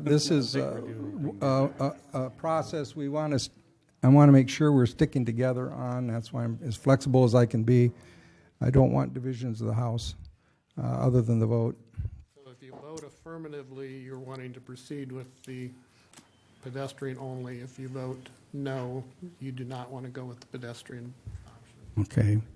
My understanding of what I stated. Roll call vote because I want roll call vote on this one. Okay. Lampy. Yes. McKenzie. No. Mesnichek. Yes. Chair. No. Waldstein. No. Gade. Yes. Kangas. Yes. We're proceeding 4-3. Let me.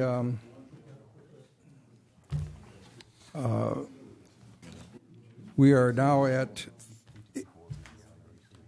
What we're doing. Need to keep that under control. Just so the council can concentrate, try to keep the conversation in the gallery as minimal as we can. What I was prepared to proceed with, which I hope we can do, is to work towards functionality and then the type of bridge. Does anybody have any objections to hand votes on that will eventually end up with? Can you expand on what you mean by functionality? The first decision we have to make on functionality is our choice between a 10-foot wide bridge and a 12-foot wide bridge. The 12-foot bridge will allow us emergency vehicles during flood times and main bridge problems. So we need to go between a 10-foot and a 12-foot wide bridge, and I'm hoping that we're prepared and know where we pretty well stand on this. That we can keep moving, or if we have to make huge discussions, we can, but I thought we were pretty ready. I think that's a good way to go. My one question is, weren't there some options that had to be longer or not? Or All the designs were longer. every single one's the same? Right, because they're not going to use the same abutments. It's going to be longer, I think, regardless of what we do. I think they're all going to be So consistent. that length thing is settled, we're just doing width. Okay, I just want to make sure on that. Right, and for the public, the decision between a 10-foot wide width and a 12-foot wide width has to do with what type of vehicle is able to cross the bridge if we allow for. If you allow vehicles, yes, sir. In an emergency or something like that, whereas a 10-foot wide allows basically like a utility, one of the pickups from Waverly Utilities, essentially. And it's a tight squeeze, but yes, they can. A 12-foot would allow for an ambulance or... I believe so, yes. That would be the correct width. Yes. Okay. Are we ready? All in favor of a 10-foot wide bridge, please raise your right hand. All in favor of a 12-foot wide bridge, please raise your right hand. Okay. It was a hand. Then we will be moving forward with a 12-foot bridge. Now that that is set, we next want to do the type of bridge we desire. For the public, the choice is between steel and concrete. I'm going to ask Mike Cherry to give us quick pictures of our choices if we need to refresh our memories. Hopefully, this is for the public more than the council. Can you make comments too? There's your steel bridge, and there's your concrete bridge. Steel one again. A? Or B? You want to add some price tags to those? For the public? Steel is more expensive than concrete. By how much? Well, it depends on when. But roughly, we've had those estimates. Looks anywhere from 100K to 100K, depending. Right, I mean, I know what they are, but if Mike's presenting, I'd like him Yeah, I to lay think, that out again, too. this will be for the official record too. These are good questions. Yeah, there'd be a factor in maintenance and that kind of stuff too. There's two separate designs as well. Yeah. Bowstring or parallel cord. I think weathering steel, 12-foot width, ranges from 1.37 to 1.7. To 1.7 for the painted steel, and for the concrete, it ranges in 1.235 with the chain link fence to about 1.395 with the combination of concrete and metal hand railing for the public at home. So that's about the range we're looking at. And there's 7 options there for the 12-foot width.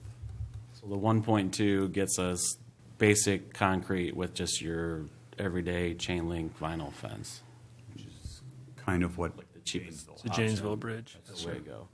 But if we want it to look nicer, Well, actually, with the 12-foot bridge, if you want vehicles, you're limited to the concrete parapet wall.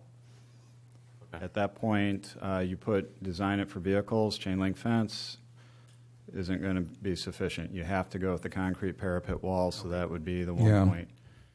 $1,395,000. So that one is set, makes it a little easier. What's this? What would be comparable then to the metal steel one? We're at 1.39 on the concrete. On the concrete, to the weathering steel, the parallel cord would be about 1.37. They're basically the same. About 25,000, yeah. Different. So there's $25,000 difference between what options we choose.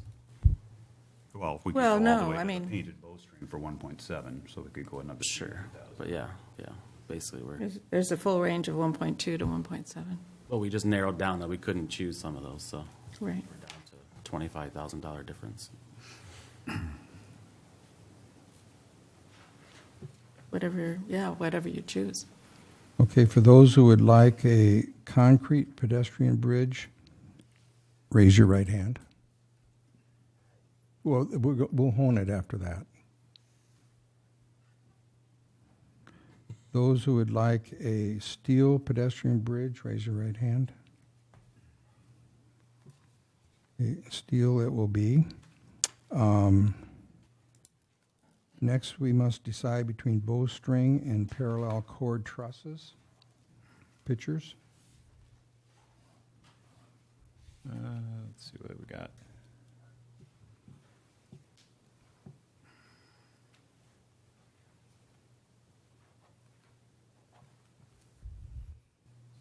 Yeah, and when you talked about this, was there any, it's just totally aesthetics, right? I mean, it's really. Correct. But the bowstring costs more, is what you're saying? Correct. About $125,000 more for the bowstring. The reason I like the steel is it does, when you show the picture, I mean, it looks a lot like what's there now, and it's going to be 12 foot wide, and then we can drive across it. Ambulances can and cars, so it still looks nice like a steel bridge, but I don't know if spending another 100 and some thousand to have the bow makes any difference to me. To me, it doesn't. But can you go back and get another picture? Can you back bowstring compared to the parallel?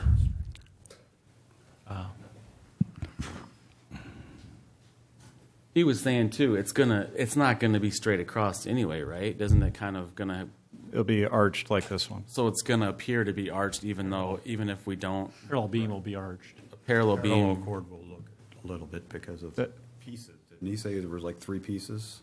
And so it would kind of have that? So the bridge that you see on the screen right now is actually designed with the arch in it. The concrete beam bridge, being a 3-span bridge, your inflection points are going to be at the piers. So it's going to be flat. Well, the center pier is probably flat, or the center span, and then the end spans are going to be somewhat sloped. But not as much as this. This is going to be a very smooth, uniform, but at the length we're talking about, even with concrete, it's probably, the inflection points aren't going to be probably very obvious.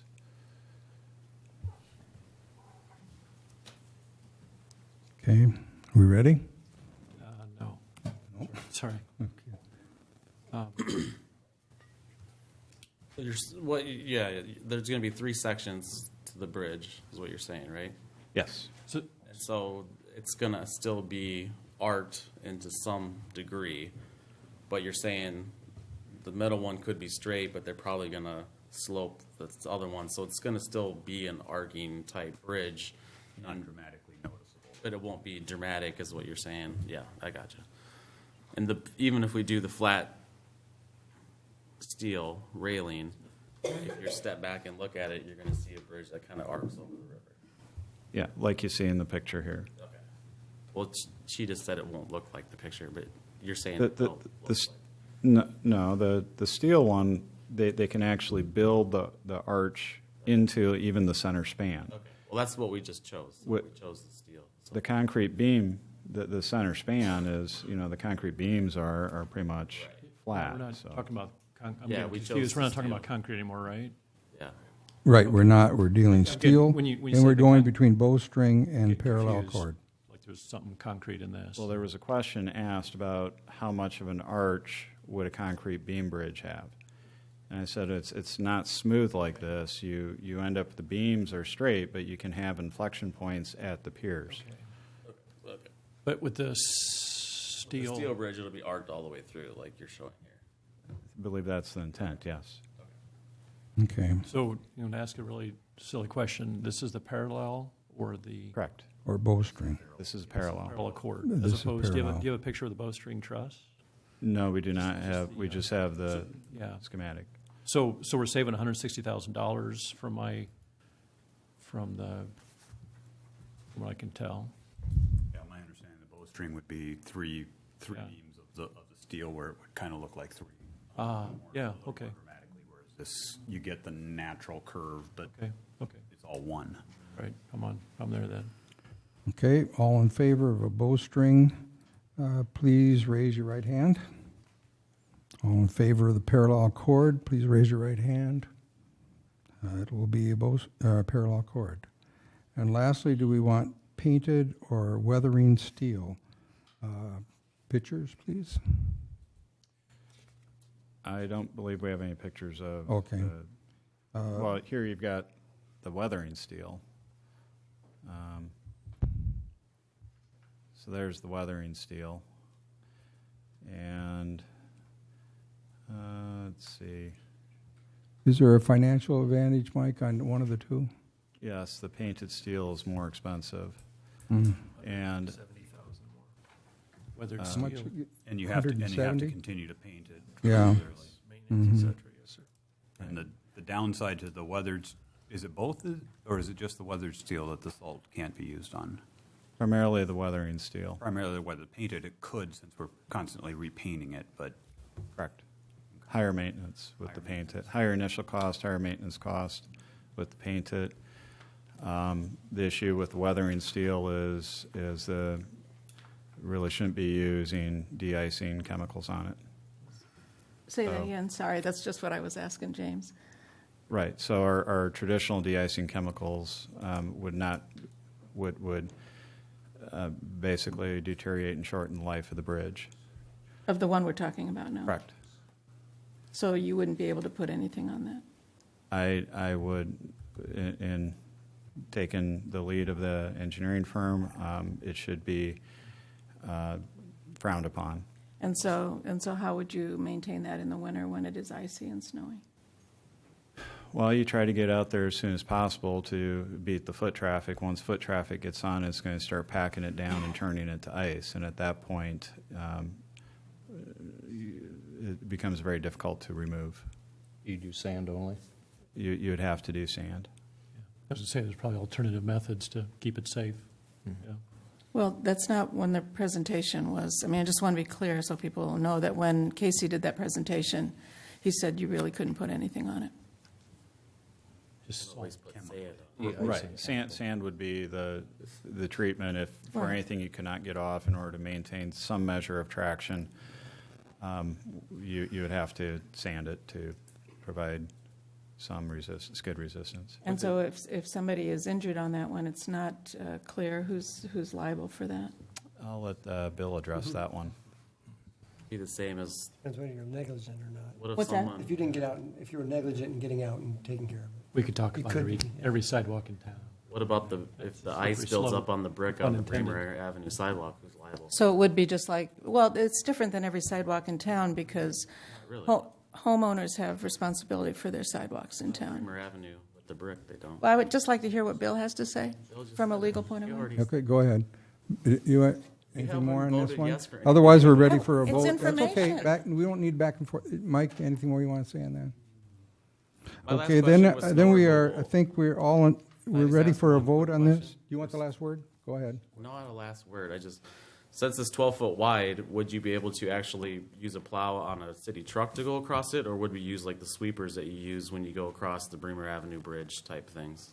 How would you plan to remove snow? No, we would not use plow trucks on this. We would probably let the Parks Department use their equipment that they use for Like going clearing. around Coleman like- Park and the Yeah, Bremer Avenue the Bridge. trail system. Yeah. Yeah, that's a So good rotary question. brooms. sorry. Okay, are we ready?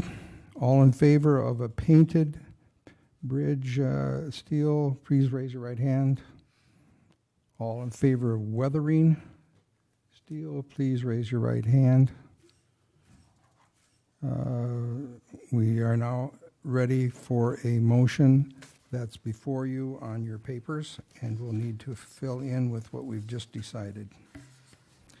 And can you do that, Tim? I will move Resolution 17-112, a resolution approving to proceed with option C, the pre-engineered weathering steel parallel cord truss bridge 12-foot width H10 design truck for an estimated cost of $1,370,000, and for the development of construction plans and bid documents for the 3rd Street Southeast pedestrian bridge. Is there a seconded? Council discussion more?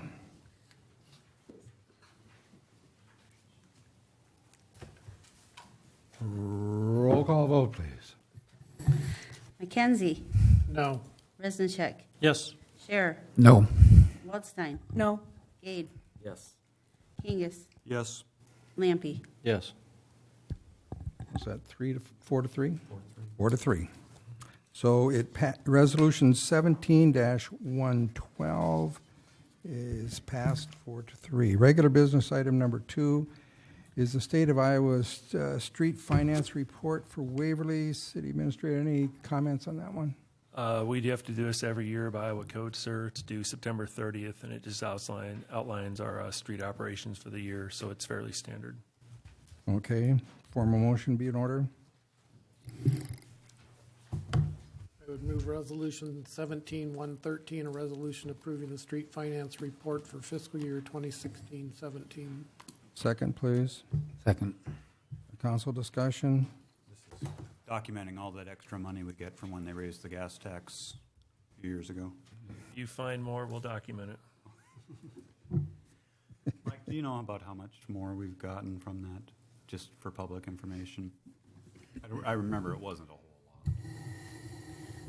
lot. The first year, I'm thinking it was about a $200,000 bump from the fuel tax, but that is now decreasing, and we're actually sliding backwards. Makes sense. Public input? Roll call vote. McKenzie? Yes. Resnick? Scherer? Yes. Waldstein? Yes. Kane? Yes. Kangas? Yes. Lampe? Yes. Resolution 17-113 is unanimously passed. Regular business item number 3 is resolved to improve an integrated roadside vegetation management plan to receive a grant for a throttle limiter for our utility vehicles for the Parks Division. We're not talking about a lot of money, I don't think, are we? No, sir, it's $400 with a $100 match. But we need to pass this, I think. Yes, sir. Formal motion. I'll move Resolution 17-115, resolution approving the Waverly Integrated Roadside Vegetation Funding and authorizing City Administrator James W. Bronner or a designee to sign the grant agreement. Second? Second. Motion seconded. Council discussion? What? Is it just because it's a grant that the council has to do? Because I know we have, like, authorized department spending limits that don't have to come to the council, so. Right, I think it's because in the grant agreement that it needs to come before council, the actual agreement piece of it, so. Public input? Roll call vote. Resnick? Yes. Scherer? Yes. Waldstein? Yes. Kane? Yes. Kangas? Yes. Lampe? Yes. McKenzie? Yes. Resolution 17-115, unanimously approved. Regular business item number 4 is to do long-range planning for the South Riverside Park. A motion, please.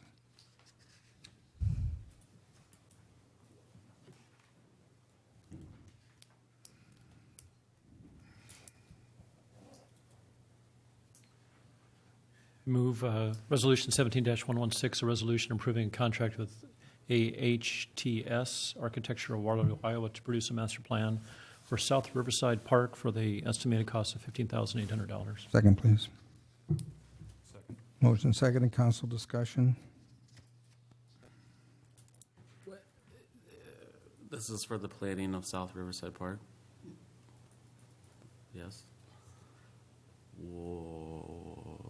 I'm kind of wondering why we're doing that. Is there background on this too? I know when we put the path in there, we already weaved the path through a certain way.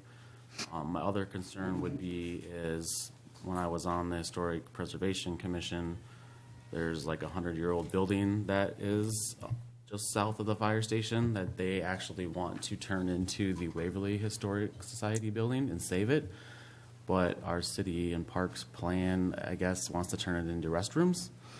So I don't know if this is part of that whole revamping and turning that old historic building into restrooms or not. But if it is, we should probably talk to our commissions about that so they know that that's going on. This is just to provide a master plan with multiple options. That may be one of them, but as it states in the document, it's to possibly remove an unsightly building, to restore a historic building, utilize the river, and to encourage utilization of that area in general. So while that is a possibility, that is not the direction necessarily it will go. It will be an option they will develop and produce so that you can look at it as a whole master plan. Do we need, do we really need someone to architect that whole thing? Or, I mean, like I said, we've already put a path there. We have benches we have a bench that just went in this summer along the path that looks over the river. We put a new park and playground in there within the last 5-6 years. I guess what more are we looking to do with that park that would require us spending $16,000 to hire someone, and then that expands and expands, and is it something that we can't just decide ourselves what we want to do? It was part of the budget for this year. They had $25,000 budgeted. We're at $15,800 to do it. That's why it was brought forward. It's just something that was discussed at budget and put in and budgeted for, and so they're just wanting to get a full-blown master plan of what it could look like from an architect. Didn't it have something to do with all play parks as well? And the I'm not sure if it's going material to on the address bottom. all play parks or not, but I know this is an area that we've talked about wanting to do more with. And in order to really get it fully done, I guess they look at doing an architecture study to do it. It's just what it costs to get these things accomplished. I would just say who the current liaison is to historic preservation. This was a really big thing to them, this building that is being talked about here. So please make sure they're aware of that, because We have plans. The Historic Preservation Commission does have plans for that building. yes, You know, and it's not to make them restrooms. not final plans, but, you know, There's been discussions by the commission. I've been working with that commission for the last 5 months, and they've talked about it. I think they're going to be participating. They've worked with providing input to the leisure services. I think they'll be taking into consideration their comments. Well, they weren't listened to on the bridge, so not our commissions aren't always listened to, but yes, I would just Well, hope I think they were aware. listened to, it just didn't go exactly. More council discussion? Yeah, originally when I read this, I was with Wes, I was kind of wondering why and I couldn't find it in the budget. Didn't remember the discussion. I was wondering why we're spending $16,000 for an architect for a park. But then as I saw the pictures on the north side of Bremer, I kind of started to wonder if maybe there's some things we could do as long as we don't mess up those buildings. Because I think there's some significant history there. We're tearing down a bridge. I don't want to tear down these two. So I don't know if there's any reassurance that we've got. I don't want to see them turn into bathrooms. I just get vandalized. And if you look at the documentation, Phase 2, analyze committee input and address concerns, desires, provide 3 options for way station building, which I assume is the building we're talking about. It seems like it lays it out that they're going to work with them and take into account what they say. And again, we're always talking about promoting the river use, and that's a part of the area that gets fished a lot. And I know the fisher people have a hard time getting down to the water's edge. So if we can address that with this project, that would be great. And Yeah, I think looking at that bridge every day, a master plan would be very, very good, and there's lots of creativity out there, and let's get to it. Public input on that? Tim just pointed out that I missed it in the budget, so I appreciate that. Yeah, thank you, David. Public input on this one? Roll call vote, please. Scher. Yes. Waldstein. Yes. Gade. Yeah. Kangas. Yes. Lampy. yes. McKenzie. yes, Riznicek. Resolution 17-116 unanimously approved. Regular business item number 5 is to amend our zoning district titles and expand them from 14 to 16. City Administrator, this is for the public, really. Just real quickly, what drives this one? Yes, sir. This is the first reading of the ordinance that will allow the R1A and I believe the C2A into the descriptions to have a better understanding. I'll let Bill kind of touch on this very briefly as to why we're trying to get this involved. Well, we've changed the R1 and R1A, R1, R2, R3, R4. So they wanted to have the right titles on those. We're working with, we're going to be working on the commercial titles, but the titles themselves didn't seem to make sense in the first place. So we wanted to change the descriptive titles in this designation. So this doesn't change anything within, the title isn't the law, the title isn't the ordinance. And so this is just a descriptive title. And we wanted to make sure the ones that were already changed weren't, they wanted to be representative of what they actually are now. I think the title changes, make things clearer. Yeah. I think it was pretty ambiguous before. This is mostly for the public. For the public, we do have all this listed, and thank you for a good delineation of the effort. A motion, please.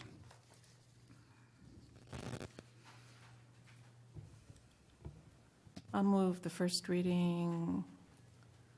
Make sure I have the right one here. It's number 5, right? Yes. Yeah, first reading of ordinance 1026 and ordinance amending chapter 100, section 100.3.01, districts designated of the Waverly Municipal Code, amending district designation titles. Second. Second. Motion seconded. Council discussion.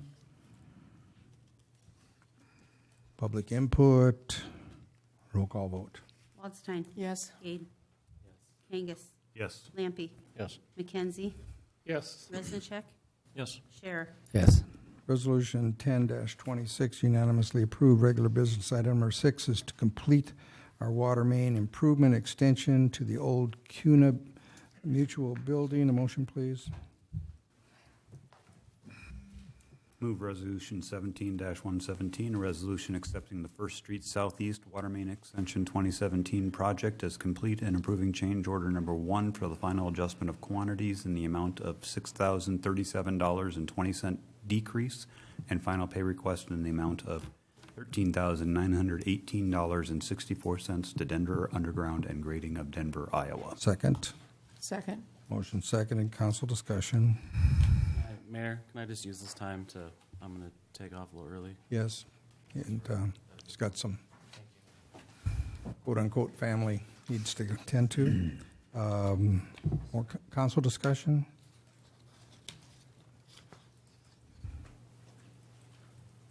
Public input? Roll call vote, please. Kangas. Yes. Lampy. Yes. McKenzie. Yes. Resnick. Yes. Scherer. Yes. Waldstein. Yes. Resolution 17-117 is unanimously approved. Regular business item number 7 is to complete our summer's bituminous seal coat program. Motion, please. I'll move Resolution 17-118, a resolution accepting the 2017 bituminous seal coat program as complete and approving change order number 1 for the final adjustment of quantities in the amount of a $7,517.04 decrease and final pay request in the amount of $8,614.25 to Blacktop Services Company of Humboldt, Iowa. Second. Second. Motion seconded. Council discussion. Public input. I think everyone's happy. Roll call vote. Kangas. Yes. Lampy. Yes. McKenzie. Yes. Resnick. Yes. Scherer. Yes. Waldstein. Yes. Resolution 17-118 is unanimously approved. Regular business item number 8 is to do final pay on our crack cleaning and filling project. A motion here would be in order. I move Resolution 17-119, a resolution accepting the crack cleaning and filling project 2017 is complete and approving final pay request in the amount of $13,622.50 to Farmer Asphalt Sealers of Dubuque, Iowa. Second, please. Second. Motion and seconded. Council discussion. Again, public input for the public. If there's ever any issues on any of these that you see posted as agenda items, you're more than welcome to be speaking to them. To influence the roll call vote, which is now. Lampy. Yes. McKenzie. Yes. Resnick. Yes. Scherer. Yes. Waldstein. Yes. Kangas. Yes. Resolution 17-119 is unanimously approved. Regular business item number 9 is the purchase of a backhoe. City Administrator, any comments on, it's nice sometimes on these purchases to have a little word. Yes, sir. This is a 2018 piece of equipment. We have traded in a 2000-year piece of equipment. Is within budget, and we're looking to approve the bid so we can receive this in January before we need it in the spring. Thank you very much. Motion, please. I'll move to approve the purchase of a 2018 Case 590 SN four-wheel drive extend-a-hoe backhoe from the Titan Machinery of Center Point, Iowa for the net purchase price of $84,075, plus the addition of a Premier warranty and printed version of a service manual totaling $1,250. Second, please. Second. Motion second. Council discussion. I have a question on the supporting materials for this purchase. I just need to understand. Total cost is listed at $85,425, and the source of funds comes to $100,000. Should those numbers match, or why are we listing more for financing than for the cost? You're seeing what was budgeted. I see. Thank you. What are the terms of the premier warranty?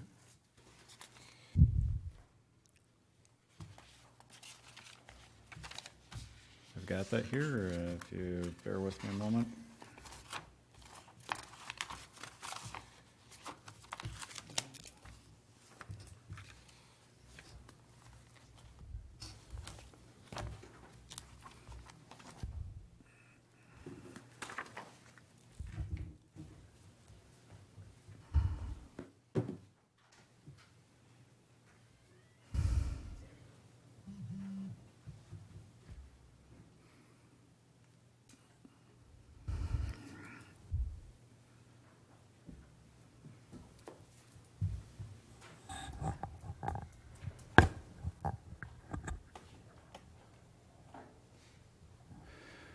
So these are the extended warranty options with the deductibles. So what it amounts to is basically if you have 2 warranty issues, you've paid for the additional warranty rider. So in looking at this, our head mechanic has felt that, in his opinion, it is very much a value-added rider to get. That we've had pieces of equipment that we get into a warranty type issue where there is deductibles that this is going to be beneficial.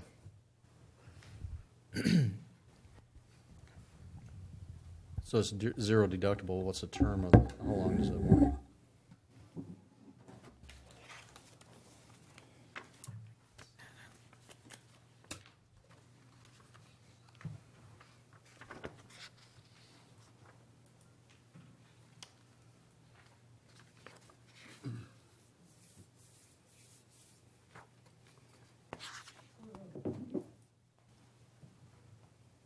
Well, Mark's here, so rather than me hunting for it, if you wouldn't mind. You bet. The premier warranty on that is like a bumper-to-bumper warranty on your automobile when you purchase that from a car dealership. And I believe that is a 60-month, 4,000-hour warranty.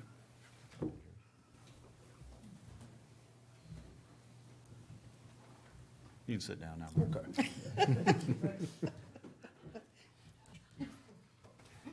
What's that, Richie? You want overtime for that?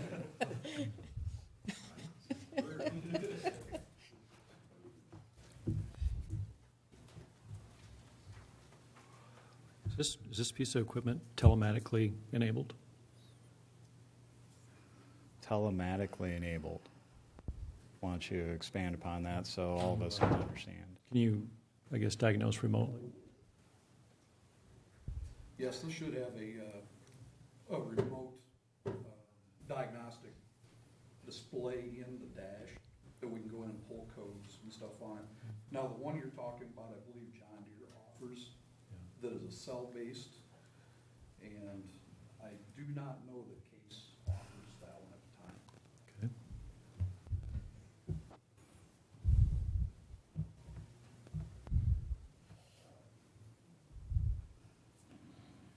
Any more discussion? This is your switching from one OEM to another. Are you able to transfer attachments back and forth, or do you have any extra attachments, or is that kind of everything traded with the old one and you're starting over, I guess? We would have pneumatic plate compactors. Not sure if we have a breaker for the backhoe.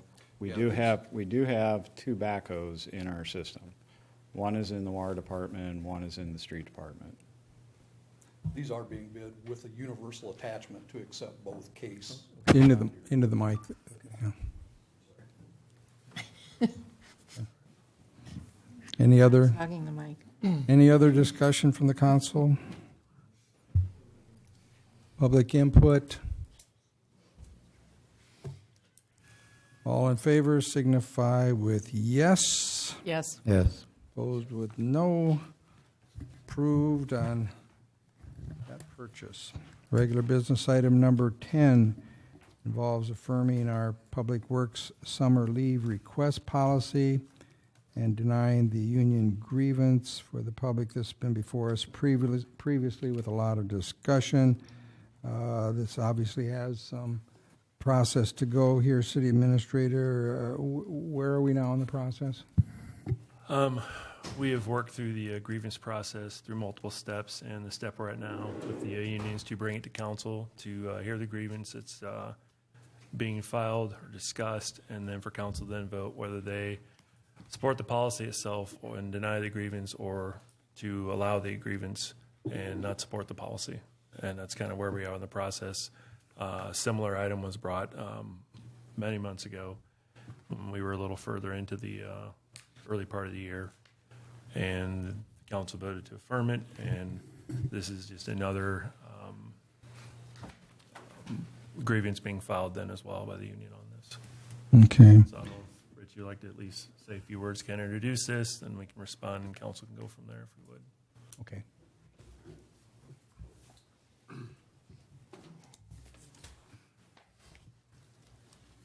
Rich Kurtenbach, Representative IBW 288. I am the bargaining representative for the city employees. We're here again for some of the same reasons, because of a misguided policy in place, without input in how it would affect the mandatory subjects of bargaining that we have in our collective bargaining agreement. For more than 20 years, we have not had a grievance. We could not get resolved without coming to this point. I was here in May regarding the last grievance, and similar to the same reason, but this one is a bit different. This situation is where employee Corey Buss was unreasonably denied a vacation day according to the collective bargaining agreement. This is also a violation of the time off calendar we put in place in 2007 for the Streets and Solid Waste Division employees. And I did say we, labor and management. The day Corey asked for off was Friday, September 1st, in order to have a longer holiday weekend. On this day, at the time of the request, there was no other employees requesting this day off. Let me remind you of the timeline creating this situation. On January 30th of this year, I received a phone call from City Administrator James Bronner stating that the Public Works Department was imposing a new summer leave policy. The new policy was being delivered to the employees the next day on January 31st. Let me clarify to this point, there was no we in developing this policy like there was in 2007. The bargaining unit was so concerned over how this new policy was going to be implemented, we called for a labor management meeting to discuss this issue specifically. On April 12th, at this meeting, we were told that a single day and partial days off would not be counted towards the restrictive days off as part of the new policy. When I was here on May 15th to present the first grievance, I stated, issue of single day and partial days was brought up 3 times, and Mr. Bronner stated they were not to be included in the restriction of the time off as part of the new policy. I also spoke how the 2007 we worked together, labor and management, developing a time off calendar due to operational needs of the street and solid waste divisions, and this time has been in place since. This grievance is also a conflict of the negotiated policy since Corey works in the street division, what we negotiated with that time off policy in 2007. So not only is this a grievance parallel to the first one, it is also a violation of 2007 time off schedule that was developed by labor management in its past practice and accepted for years. The only reason Corey was told as a reason for denying his time off request was it would be in conflict with the January 31st, 2017 summer leave policy. Now let me share this additional information with you right out of the case manual. Labor management rights are not all-encompassing. There are limitations which arbitrators have concluded they have the power to identify inherent rights of the employer. Many arbitrators are reluctant to uphold arbitrary, capricious, or bad faith managerial actions that adversely affect the bargaining unit employees. This one issue, the summer leave policy, has created the most unrest to this bargaining unit than any one issue I have dealt with in the last 20 years representing this bargaining unit. Another limitation is past practice. Past practice is another source of definition or limitation on management rights. A blanket policy to cover operational needs is not encompassing or dismissal of individual rights when there is a collective bargaining relationship. The 2007 time off calendar was not a blanket policy. It was to address specific periods each month of operational needs. It was bargained and the union helped to implement, educate the employees for its need and how it was to be utilized. In this situation, with these grievances and this grievance and the one before it, the employer has the burden to substantiate the denial of the grievance request as being reasonable in light of business needs. A blanket policy does not meet this burden. Again, right out of the textbooks, arbitrators have ruled if the employer wanted sole discretion without being required to provide justification to determine whether vacation time off would be permitted, then it should have negotiated unambiguous language at that effect. In both of these grievances, there is no evidence that either denial was based on operational needs.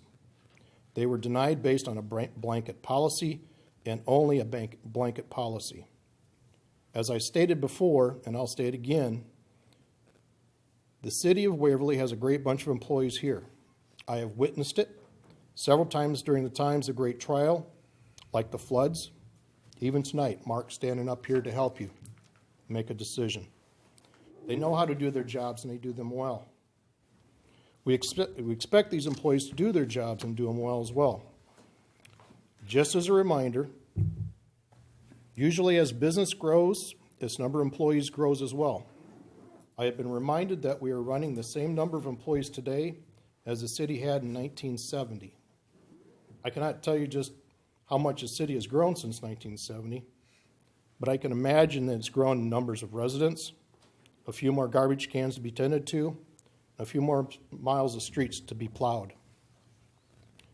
Even though this grievance is just about one employee and the previous grievance was about one employee, I can tell you that this issue has a huge impact on all employees. How many more issues is this misguided policy going to create? How many more of you are you going to allow to be created? Look, we've gone decades with working out a resolve when a concern or an issue came up like this. Several a lot more severe than this. If these grievances move forward to arbitration, it's not because the unit has not reached out in hopes of trying to find a resolve. Thank you, Rich.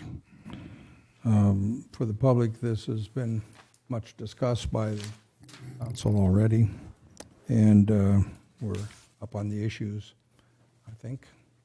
If I could, sir, I'd like to make a comment at least. Sure. I don't disagree. We have great employees in the city, and I think they do a great job. This is not about the employees personally, and I don't want it to be led for the people to believe that it is. This is a policy put in place months before it took effect. It was given out months before it took effect. You're talking April, May of this year. It was sent out end of January. It's not as if it took effect the next day. It did not take effect till, I believe it was May. So there was plenty of time to discuss ahead of time. You know, this is not about the employees personally. It was about a policy directed to try and improve production throughout the summer, the busiest time of year, and to limit the amount of vacation taking, which can sometimes limit that. They're correct. We are going to arbitration. October 5th, we will have our day in court, so to speak. We'll have the discussions. I have nothing but respect for the union. We just don't agree on this particular topic. We believe we have the right to determine vacation through management. They have a difference of opinion on that, and that's all we're trying to work towards. Okay. Again, I want to emphasize this is not towards these individuals personally at all. It is just a policy we're trying to enact. At this point in time, we just feel the need to just go forward and get a final ruling on whether or not it is or is not impacting the bargaining unit as has been deemed by the union. And so at that point in time, if we are wrong, we will certainly work to try and correct this. If we are right, we will work to try and make this better. Either way, we have always been trying to work with the unit itself. And again, I want to emphasize that this is not about the employees personally. It is a policy for the overall department from the engineer down. Even non-bargaining staff are following this policy. And we will go and have the discussion in front of our arbitrator next month, and then we'll have a decision on kind of where we are. For the public, this is over vacation times that we're protecting the busiest times of the year. And that's our intent, sir. Yeah, Yes. and that's the intent, so that we have full workforces. Mayor, if I might, the issue, that's simplifying it into one aspect. Okay. When I make a unilateral choice to drive down a street 20 miles above the speed limit, I am trying to unilaterally change what the speed limit is. I get caught, I get a speeding ticket. When an employer tries to unilaterally change a mandatory subject to bargaining, that can either be a grievance or an unfair labor practice. That's what we're dealing with. This is a unilateral change to a mandatory subject to bargaining. Yeah, so whether the city has the authority to set a vacation policy, correct? That's where the interpretation is. We don't have a problem with the employer making policies, but when it comes to a mandatory subject to bargaining, that needs to come to the bargaining table. And we've been open if there was a change that needed to happen, like in 2007, the operational needs was specific times. These two gentlemen, these grievances, there was no reason for either one of them. Operational needs was not part of why they were denied. It was a blanket policy. That's the problem. It was a blanket policy. The specific days, there was no operational needs for them why they couldn't take these days off. A blanket policy would just mean policy, right? It was just the policy of the department. Correct. And Yes, sir, and and that's you're the whole point of disagreeing with that. disagreement is we are trying to uphold the policy we Yep. put in place. We believe it's adequate. Union disagrees, and that's why we're at this impasse, and that's why we're heading to arbitration. I have no ill will about this. We're just heading down this path. I respect what they're doing, following the guidelines to take them to this point as well through the procedures. Again, it's just where we are, and we'll have it resolved next month, and regardless of what it is, we'll work together going forward with it. Okay, sounds very good. Someone like to make a motion to affirm? To affirm that we're going to arbitration? Affirm the Public Works summer leave request policy and the denial of the union grievance. I have a question. That's what will go forward. I have a question about the way we have this set up. If we're going to arbitration next month, why is it appropriate for us to include denial of union grievance now? Why would we not approve the first part of this, but not the second? I'd be more comfortable voting for the first half. I mean, I have a similar question. I mean, when I first read this without having the background tonight, I thought, well, we already did this. We did for a separate grievance, that's correct. And now it's a second grievance. And in the description of that, did you mention a holiday? I mean, September 21st is not a holiday, is it? September 1st was the September 1st. Friday before Labor Day I thought you weekend. said 21st. Okay. And I asked the gentleman that originally was part of developing this collective bargaining agreement. It was back in 1975. In a lot of the agreements that the union was doing at that time, they had this part in the grievance procedures, part of the checks and balances, as a city council, having that right to know. If we end up taking a frivolous grievance forward, this is going to cost a couple $1,000s. You have that right to stop this extra spending where it doesn't need to be spent. That's where this is part of it. Legal counsel, Mike is wondering if that second part of the affirmation is. I think that's what the policy, or what it requires. You have to affirm the policy and deny the grievance. To go to And arbitration. both, yeah. Can you talk in the microphone, please? I can't have you over here. I mean, you need to do both. You need to affirm the policy and deny the grievance to go to Yeah, grieve it. okay. Does that help, Mike? Well, it does, but I'm not comfortable with voting to deny the union grievance. I don't feel good about doing that because I just think you're not at the end of the process. So maybe I'm not understanding how this works. This is the step 3 of the grievance procedure. Correct. And then before we get to arbitration. So if we vote, if we affirm this, are we? Going to arbitration. We're going to arbitration. Are we going to arbitration with prejudice? Are we saying that the city is right before we go to arbitration? If we are, why are we doing that? Maybe a naive question, but I just really don't get that. I guess, Mike, what it is we are agreeing with the policy that the administration has set up. Or we're going to step in and overrule what the administration has decided. So that's kind of our choice. We can either say, city administrator, we've given you the authority to make policy, and we'll stand by you, or we're going to overrule you and say it's wrong.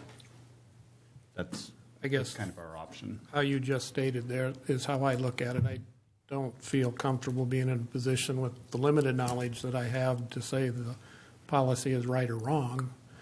I think I'm here to say we've entrusted James and city staff to put policies in place. If there's disagreement, it sounds like there's opportunities to work together to fix it. But unfortunately, at this stage, one of those steps is to go to one more step and have somebody else say, is it legal what we did? Regardless of that, I hope we come back and find a better solution so we don't have to come back to this point multiple times. I agree, Dan. I do. Okay. No, I think I said this the last time too, is that I think that, arbitrators have a lot more experience with this type of decision, that, and our position here should be to back up what James is working through, and we just need to move forward with the process. Thank you, Dan. Dave? I can make a motion so we can. Yes, go ahead. So I move affirmation of Public Works summer leave request policy and denial of union grievance. Second, please. Second. Motion second. Any final? Yeah, Dan, I guess both Dan said it better than I could have, that I guess my vote is to support staff in developing policies as they're trying to improve the business. So. Thank you. Public input?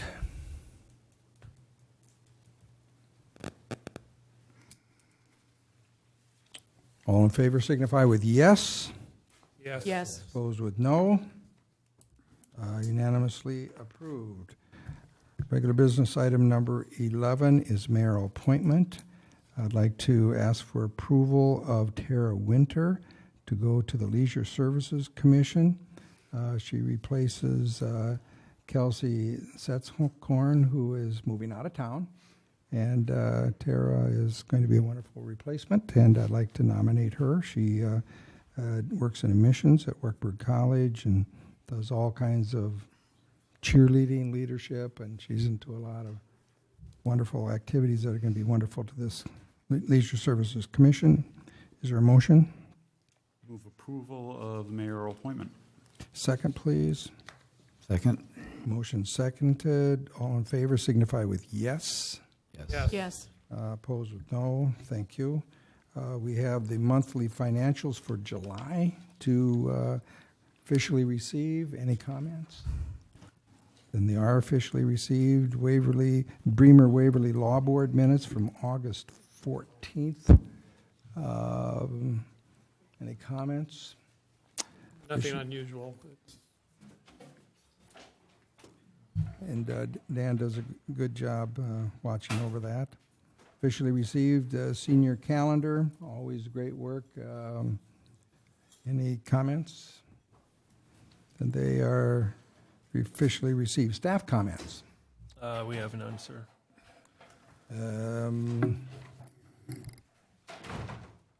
City council comments. Let's maybe start reverse the way we did. Dan? Can't think of anything. Okay. Mike? No.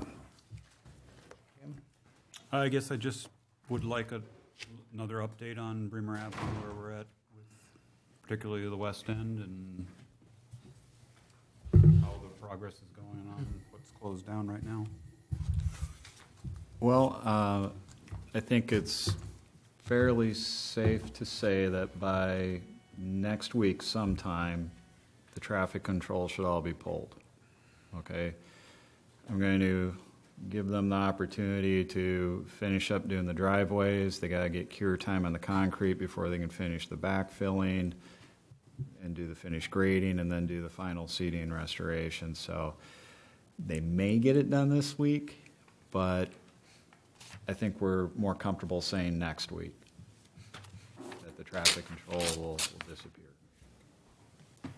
Almost exciting. The other portion that's from 1st to 9th right now, is that progressing well? It's progressing. It's progressing. Let's call it that, yes. Okay. It's late, folks, right? Okay. Anything more? That was good. No, that's Yeah, okay. David?